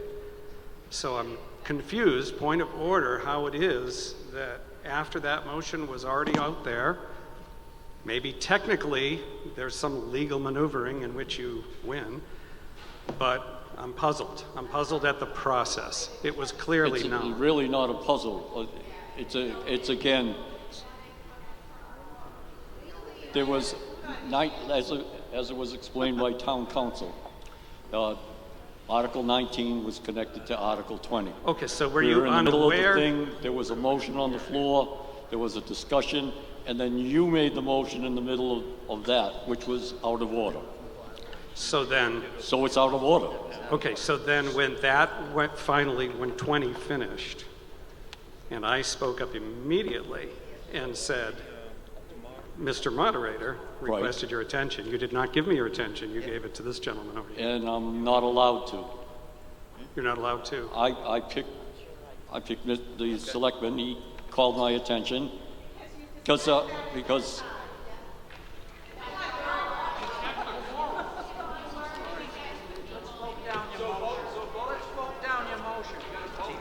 Yeah, you gotta have a vote. Let's vote it down.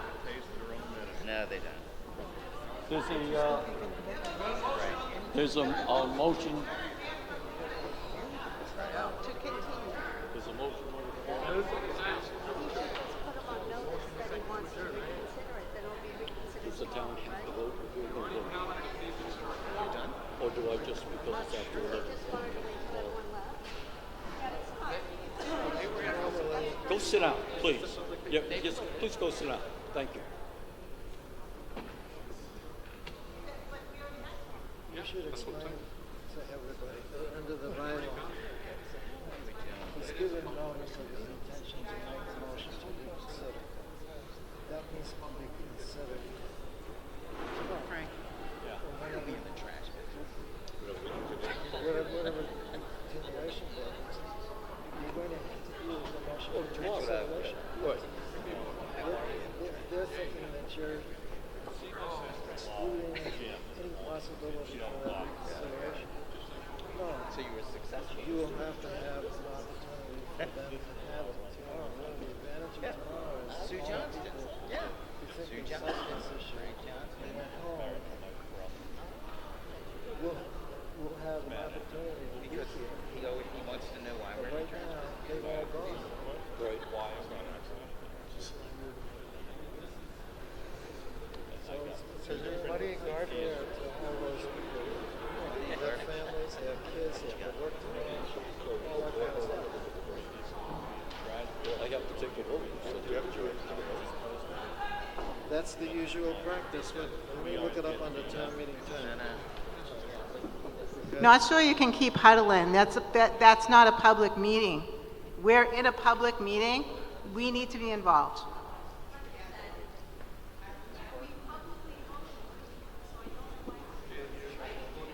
They're checking the procedure in town meeting times.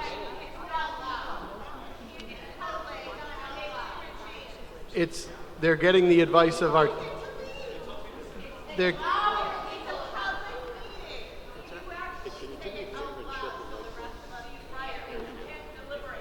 While you're telling me to do this, this woman is walking around counting over and over who is here and then continuing to text and then I can count whenever I want to count. guys, can we just please sit down, guys. Please sit down.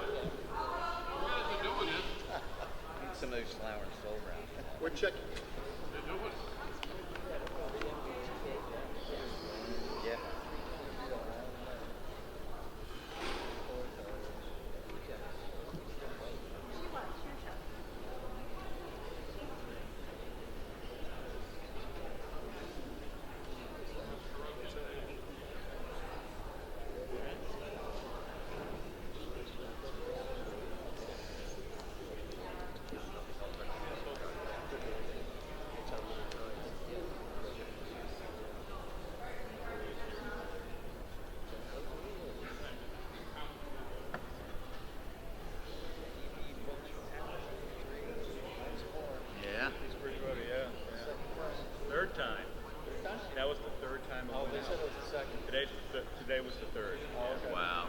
It's failed twice before, and they went for a third shot today. According to Charlie Sheila, How could they get it in for that quick? Yeah, I don't know. I've been told that So it's haven't I something. been, yeah, for like right. 3 years. Yeah, 2 years. Yeah, something like that. This is their third one. Yeah, third run at it.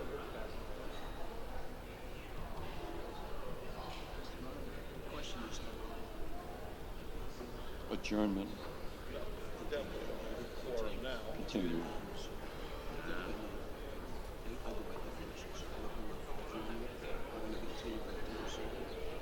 We had a motion to adjourn. Why don't we just vote and see whether it gets voted down or not? They're checking on it, Jen.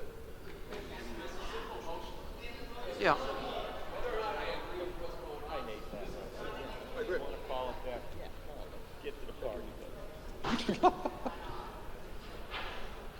And we pay this guy for legal advice?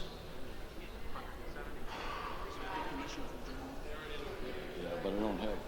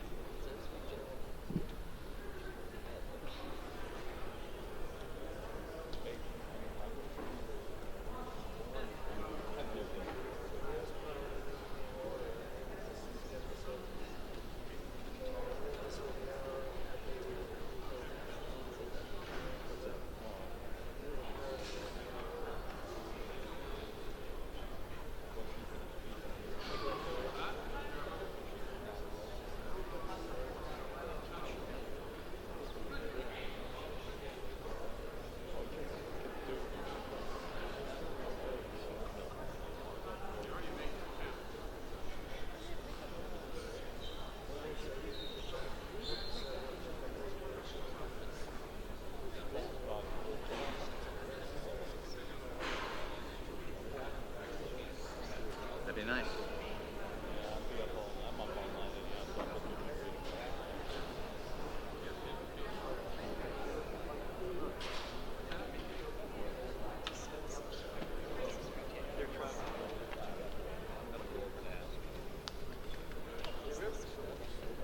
What's that?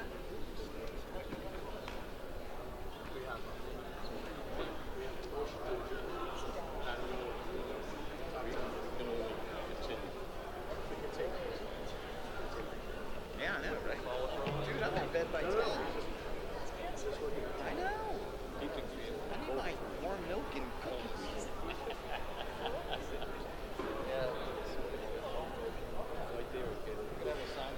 So we need to vote to adjourn?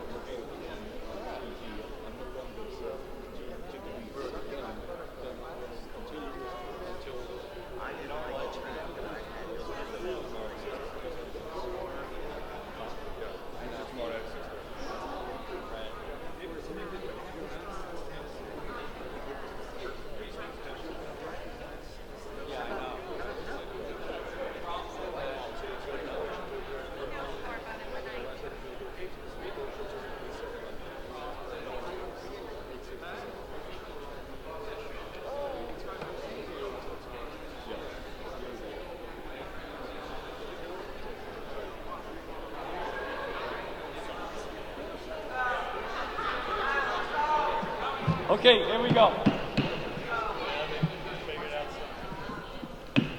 Please take a seat. All right, what I'm going to do is I'm going to recognize, oh, there he is. I'm going to recognize your desire to have a seat, to reconsider question 3B. I'm going to recognize that. However, I also don't think it's very fair that 80% of the people that were here that voted in favor of 3B are here to represent themselves again to reconsider yours, so that we only have a very small amount of people.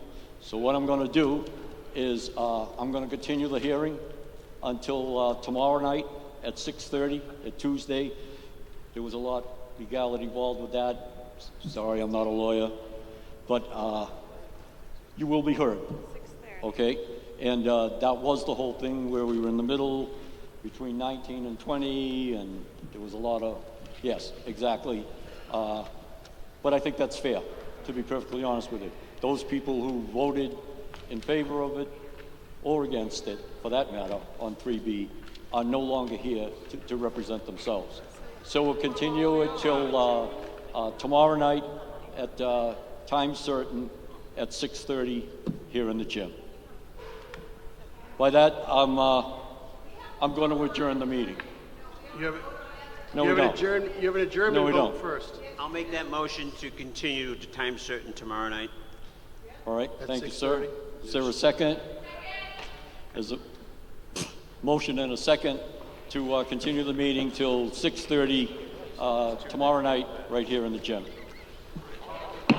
We're adjourned. No, we're not. No. Bert, just say all those in favor. All those in favor. Just so we vote, all those in favor of continuing the hearing until tomorrow night at 6:30, please raise your green card. All those opposed, please raise your red. Passes by majority. We're adjourned.